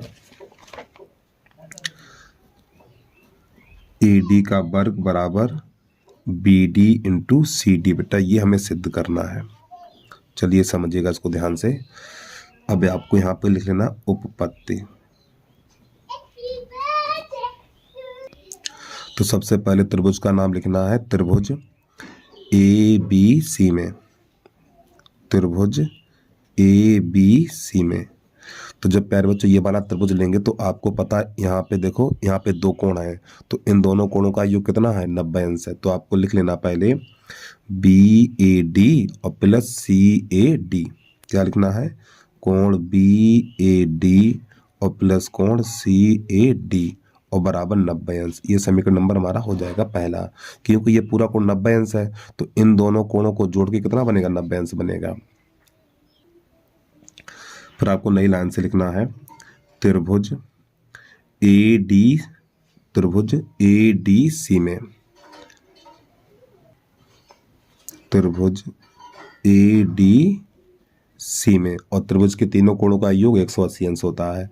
तो एक कोण ये और एक ये और एक ये, तो इन तीनों कोणों का योग कितना होगा, 180 अंश होगा। और इस कोण की माप कितनी है, 90 अंश है। तो पहले लिख लेना सी ए डी, कोण सी ए डी और प्लस कोण ए डी सी और प्लस कोण सी बराबर 180 अंश। तो प्यारे बच्चों डी का मान कितना, 90 अंश है, तो इसकी जगह पे लगा देना है 90 अंश। तो कोण सी ए डी और प्लस 90 अंश और प्लस कोण सी बराबर 180 अंश, और 90 को भेजेंगे इधर तो घट जाएगा। तो कोण सी ए डी और प्लस कोण सी बराबर 180 माइनस 90।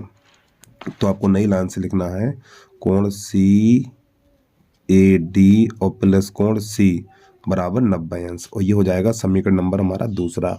अब समीकरण नंबर 1 2 को हल करेंगे तो 1 उठा के इसके नीचे लगा देना है आपको। तो यहाँ पे लिख लेना है कोण बी ए डी और प्लस कोण सी ए डी बराबर 90 अंश। ये समीकरण नंबर हमारा पहला है। अब आप यहाँ पे चिन्ह बदलिए, माइनस माइनस और ये माइनस, तो यहाँ पर क्या होगा, सी ए डी कट जाएगा और 90 से 90 कट जाएगा हमारा। तो यहाँ पर बचेगा कोण सी और माइनस कोण बी ए डी, ये कोण सी और माइनस कोण बी ए डी और बराबर इधर 0 हो जाएगा। इसको उधर भेज देंगे, तो जब इसको उधर भेजेंगे तो कोण सी बराबर हो जाएगा कोण बी ए डी। ठीक है। अब थोड़ा चित्र में देखिएगा, यानी ये वाला कोण बेटा, ये वाला कोण इस कोण के बराबर हो जाएगा। ठीक है। अब नई लाइन से क्या लिखेंगे, अब इन्हीं दोनों त्रिभुजों का नाम लिखेंगे। एक ये वाला त्रिभुज लेंगे, फिर एक ये वाला त्रिभुज लेंगे। चलिए समझिएगा। तो नई लाइन से आपको लिख लेना है, त्रिभुज ए डी सी तथा त्रिभुज ए डी बी में कौन कौन सा त्रिभुज, मैंने पहले ये वाला त्रिभुज लिया, फिर ये त्रिभुज लिया। जब ये दोनों त्रिभुज लिए हैं तो ये वाला कोण इस कोण के बराबर हो गए, सिद्ध कर चुके हैं हम। तो नई लाइन से आपको लिख लेना है, कोण सी बराबर कोण बी ए डी, आगे लिख देना सिद्ध कर चुके हैं हम, सिद्ध कर चुके हैं। ठीक है। अब इसके बाद तो प्यारे बच्चों ये कोण कितना है, ये कोण 90 अंश और ये कोण 90 अंश। तो यहाँ पे लिख लेना है हमें नई लाइन से, कोण CAD बराबर कोण BAD और बराबर 90 अंश। तो नई लाइन से, इसलिए त्रिभुज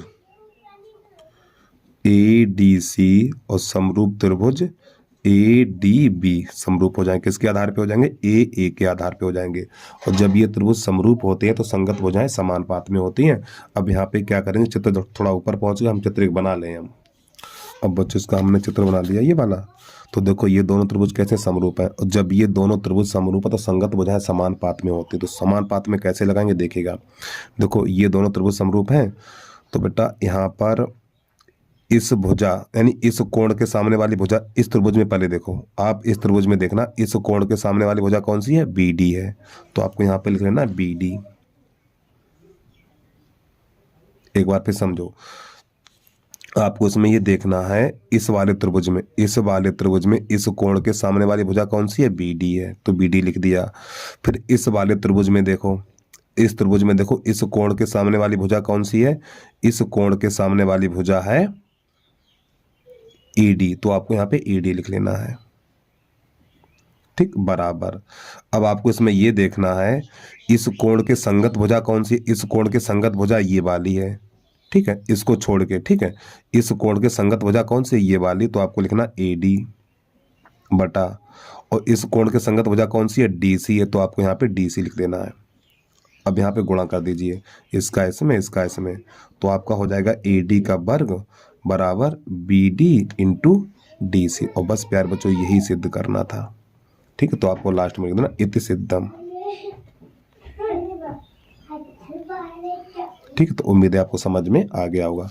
फिर भी कोई दिक्कत है वीडियो को बैक करके देख लीजिए, आपको समझ में आ जाएगा। चलिए अगला प्रश्न देखिएगा आप। तो प्रश्न नंबर है हमारा चौथे का, अथवा इसको देखिएगा।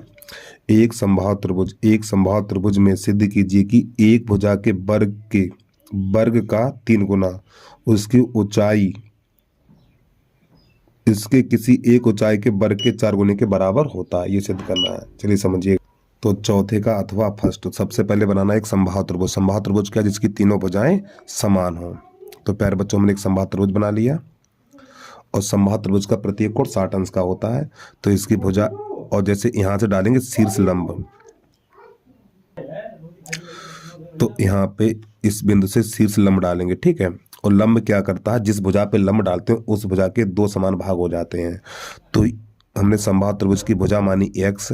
जब ये x है तो ये भी भुजा हमारी x हो जाएगी, और ये वाली दूरी हो जाएगी x बटा 2, और ये वाली दूरी हो जाएगी हमारी x बटा 2। तो इसके नाम लिख लीजिए A B C और ये D। और ये होता हमारा 90 अंश का कोण, ठीक, लंब होता है। और शीर्ष लंब की ऊंचाई को मानेंगे AH। तो यहाँ पे जो प्रश्न कह रहा है पहले वो देख लीजिए। यहाँ प्रश्न कह रहा है एक संभाव त्रिभुज में, तो पहले लिख लो दिया है त्रिभुज ABC एक संभाव त्रिभुज है। ABC एक संभाव त्रिभुज है, ठीक है। और ये हमारा लंब हो जाएगा AC लंब BD, ठीक है, AC लंब BD। तो नई लाइन से ना सिद्ध करना है, इसमें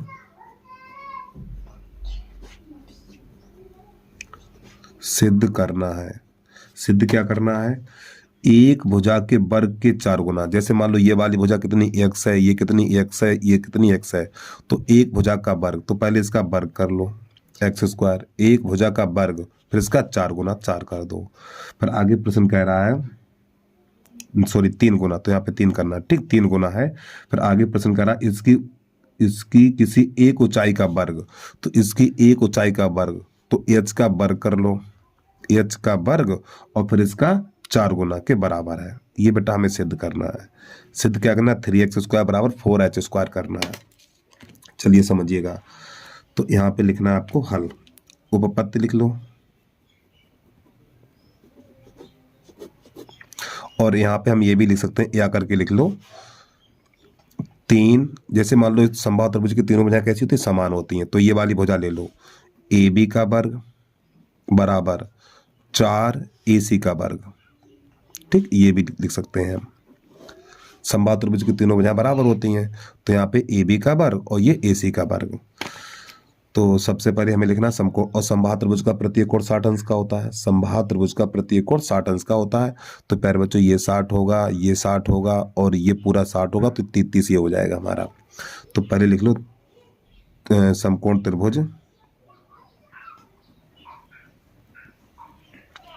समकोण त्रिभुज बी सी ए में, बी सी ए में, तो tan 60 लगा दीजिए आप यहाँ पर। tan 60, tan क्या था? लंब बटा आधार। तो बेटा लंब क्या है? इसका लंब है AC और इसका आधार क्या है? और रुक जाओ, इसका आधार क्या है? BC है। तो आपको यहाँ पे BC लिख देना है। अब यहाँ पे क्या करेंगे? tan 60 का मान √3 है। AC का मान कितना है? AC का मान H है, तो आपको यहाँ पे H लगा देना है। और BC का मान है x/2, तो यहाँ पे x/2 लगा देना है। और ये 2 चला जाएगा हमारा ऊपर।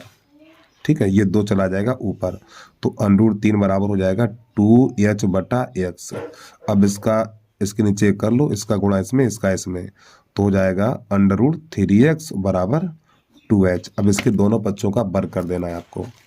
तो नई लाइन से लिख देना है दोनों पक्षों का वर्ग करने पर। जब इसके दोनों पक्षों का वर्ग करेंगे तो √3x का होल वर्ग बराबर 2h का होल वर्ग। देखो गणित में जो भी काम करते हैं दोनों पक्षों में समान करते हैं। तो इसका अंडू हट जाएगा तो 3x² हो जाएगा, ये 4h² हो जाएगा, और यही आपके प्रश्न का हल हो गया।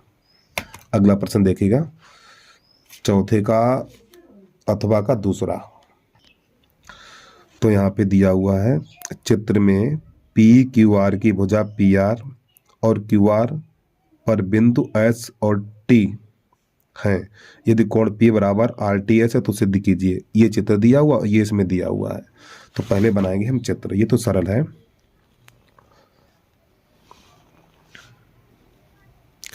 तो यहाँ पे लिख लो P, यहाँ लिख लो Q, यहाँ लिख लो R, और इसको ऐसे यहाँ से मिला देना है।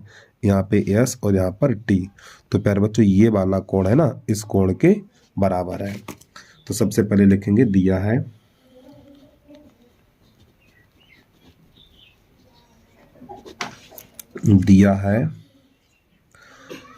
कोण P बराबर कोण RST, यानी ये वाला कोण है वो इसके बराबर है।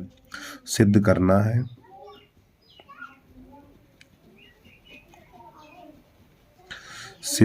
है त्रिभुज RPQ और समरूप त्रिभुज RTS, ये सिद्ध करना हमें।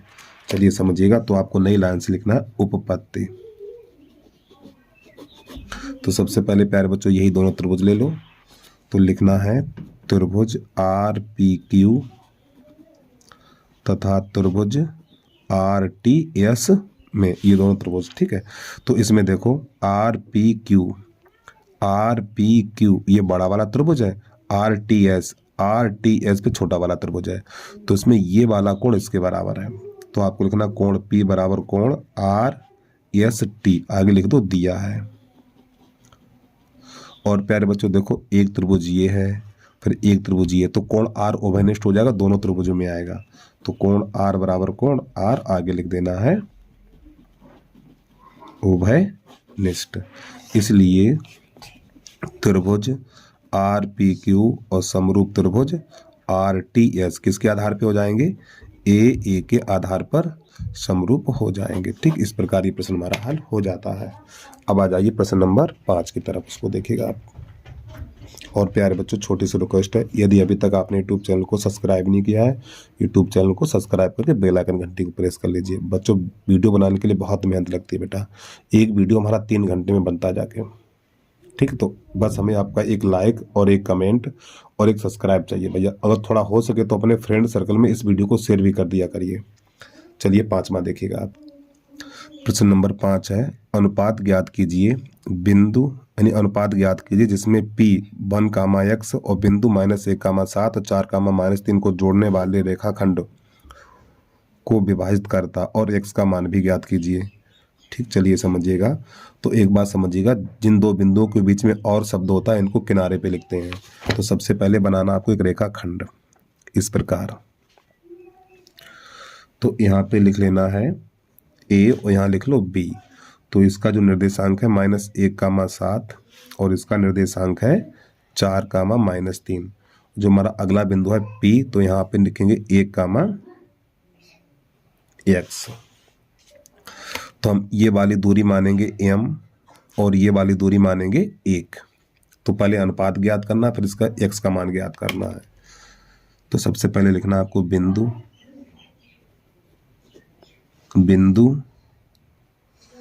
-1, 7 तथा 4, -3 और अनुपात हमारा हो जाएगा m/1। तो सबसे पहले p के निर्देशांक ज्ञात करने हैं आपको। तो याद रखना p के निर्देशांक। तो p के निर्देशांक m1 x2 m2 x1 बटा m1 plus m2 m1 y2 m2 y1 बटा m1 प्लस m2। तो बच्चों ये वाला मान है x1 का, y1 का, x2 का, y2 का, m1 का और ये m2 का। तो ये वाले मान आपको यहाँ पे लगा देने हैं। तो m1 का मान m और x2 का मान 4, m2 का मान 1 और x1 का मान -1। देखो x1 का मान -1 बटा m1 plus m2 m plus 1 m1 का मान m और y2 का मान -3, m2 का मान 1 और y1 का मान 7 बटा m प्लस 1। अब इसको थोड़ा हल कर लीजिए आप। तो हो जाएगा 4m और माइनस का 1 और बटा m प्लस 1 ये माइनस का 3m और प्लस का 7 और बटा m प्लस 1। तो प्यारे बच्चों ये निर्देशांक किसके निकले? p के निकले हैं। और p के निर्देशांक कितने दे रखे हैं? 1, x। अब यहाँ पे क्या करेंगे? भुज बराबर भुज करेंगे। ठीक, भुज बराबर भुज क्यों करेंगे? क्योंकि ये जो हमारी कोटि वो अज्ञात है और भुज हमें ज्ञात है। तो यहाँ पे भुज बराबर आपको भुज कर लेना है। तो यहाँ पर कितना 1 है बराबर 4m माइनस 1 बटा m प्लस 1। इसका कैसे गुणा करिएगा? इसका इसमें ये हो जाएगा 4m माइनस 1 बराबर m प्लस 1। इस एक को उधर भेज दो तो प्लस का हो जाएगा और m को उधर ले आओ। तो 4m माइनस का m बराबर 1 और प्लस 1 तो हो जाएगा 3m बराबर आपका हो जाएगा ये 2 और m बराबर आपका हो जाएगा ये 2/3। तो ये आपका निकला अनुपात। तो आपको नई लाइन से लिख देना अनुपात बराबर 2/3। ठीक, ये m का मान निकला हमारा। अब आपको क्या करना है? x का मान भी ज्ञात करना। तो x का मान ज्ञात करने के लिए अब कोटि बराबर कोट कर देनी है आपको। x बराबर ये कर देना है। ठीक, अब यहाँ से हम दूसरे पेज पे पहुँच रहे हैं। रुक जाओ, इसी पे काम हो जाएगा। थोड़ा स्टार्ट कर देंगे इसको हम, बचा हुआ। ठीक है, अब यहाँ पे क्या करना है आपको? कोटि बराबर कोटि कर देनी है। तो यहाँ पे लिखना है x बराबर माइनस का 3m और प्लस का 7 और बटा m प्लस 1। तो प्यारे बच्चों m की जगह पे 2/3 लगाना है। 2/3 चलिए समझिएगा बटा। तो पहले -3 और गुणा 2/3 और प्लस 7। फिर यहाँ पे लिखना 2/3 और प्लस 1। तो प्यारे बच्चों 3 से 3 ये कट जाएगा। तो आपको यहाँ पे x बराबर लिख लेना है। यहाँ पे माइनस का 2 और प्लस का 7 और बटा 3 1 3। तो ये 5/2 हो जाएगा, 5/3 हो जाएगा, 5/3। तो x बराबर और ये हमारा बचेगा 5 और बटा 5/3 और ये 3 चला जाएगा ऊपर तो 15 हो जाएगा। तो x बराबर 15/5। तो 5 1 5 और 5 3 15 और x बराबर 3 और यही आपके प्रश्न का आंसर हो गया। ठीक है, चलिए जल्दी से नोट करिए, अगला प्रश्न देखिएगा आप।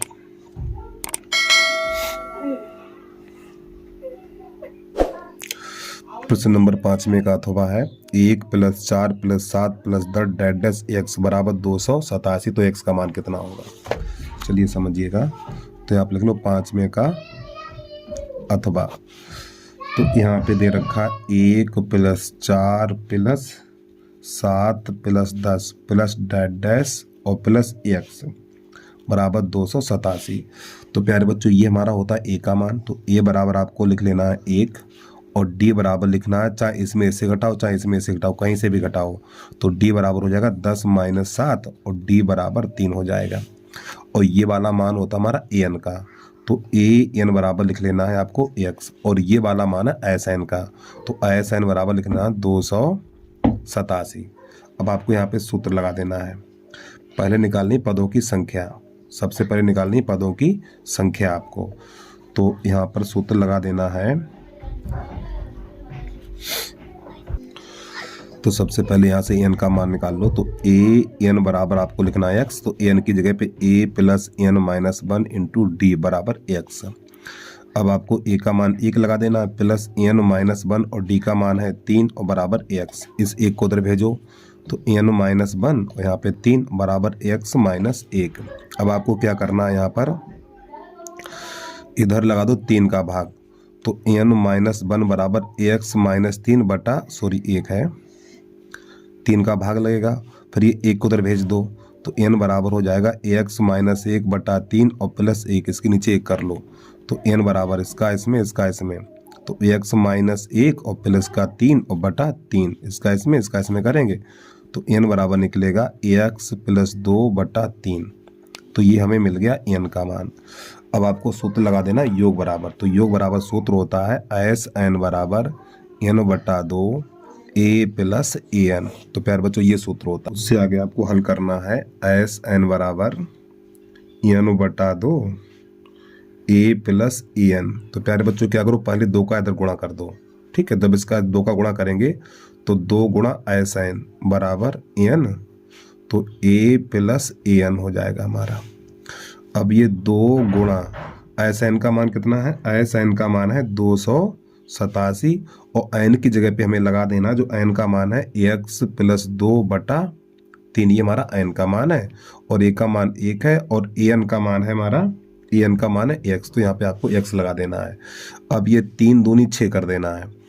तो आपका हो जाएगा, पहले 287 पहले लिख लो और 3 दूनी 6 कर दो ऐसे करके बराबर। यहाँ पर बचेगा x + 2, यहाँ पर x + 1 बचेगा। अब इसको पहले लिख लो। तो जब इन दोनों गुणा करेंगे तो x², इसका इसमें करेंगे तो ax, फिर इसका इसमें करेंगे 2x, फिर इसके बाद इसका इसमें करेंगे तो प्लस का हो जाएगा 2। एक बार फिर समझो, x का पहले इन दोनों में करना है x² और x हो जाएगा, फिर 2 का करना 2x, 2 × 1 = 2 हो जाएगा और बराबर। इसको ऐसे लिख लो, इसको लिखेंगे हम 28 7 × 6 इस प्रकार। अब यहाँ पर ये हो जाएगा हमारा 3x, x² प्लस का 3x और प्लस का 2, और ये हो जाएगा हमारा बराबर। इसका गुणा कर दो, जब इसका इसमें गुणा करेंगे तो हो जाएगा 6 6 7 42 हासिल 4 और 6 8 48 और 4 52 हासिल 5 और 6 दूनी 12 5 17 हो जाएगा। अब इसको उधर ले आओ तो x² प्लस का 3x और प्लस का 2 माइनस का 1722 और बराबर 0। अब इसे घटा दीजिए तो x² प्लस 3x और माइनस का 1720। तो प्यारे बच्चों 1720 के ऐसे गुणनखंड करो घटाने पर 3 मिले। तो जब हम इसके गुणनखंड काटेंगे यानी 1720 के जब गुणनखंड काटेंगे तो आपका हो जाएगा 43 × 40, ठीक, 43 × 40। तो यहाँ पे आपको लिख देना है x² प्लस यहाँ पे x, यहाँ पे लिखना 43 - 40 माइनस का 1720 और बराबर 0। तो x² इसमें x का अंदर गुणा कर दो तो ये हो जाएगा हमारा 43x और माइनस 43x माइनस 40x और माइनस का 1720 बराबर 0। तो यहाँ से x का मान लेंगे तो x + 43 हो जाएगा, यहाँ से माइनस का 40 का मान लेंगे तो आपका ये हो जाएगा x + का 43 और बराबर 0। तो x प्लस 43 और x माइनस 40 बराबर 0। तो प्यारे बच्चों यहाँ तो जो x का मान निकालेंगे वो अमान्य हो जाएगा, तो x का मान यहाँ से निकालेंगे तो x माइनस 40 बराबर 0, तो x बराबर 40 और यही आपके प्रश्न का हल हो गया। तो जो हमारा अंतिम पद होगा वो कितना होगा, 40 होगा। और इसका जो आंसर है वो आपके अनफोल्ड में दिया नहीं है। तो बस प्यारे बच्चों आज के लिए इतना ही। यदि आपको वीडियो पसंद आया तो वीडियो को लाइक करने के साथ साथ यूट्यूब चैनल को सब्सक्राइब अवश्य कर लीजिए आप लोग। तो बस आज के लिए इतना ही। जय हिंद, जय भारत।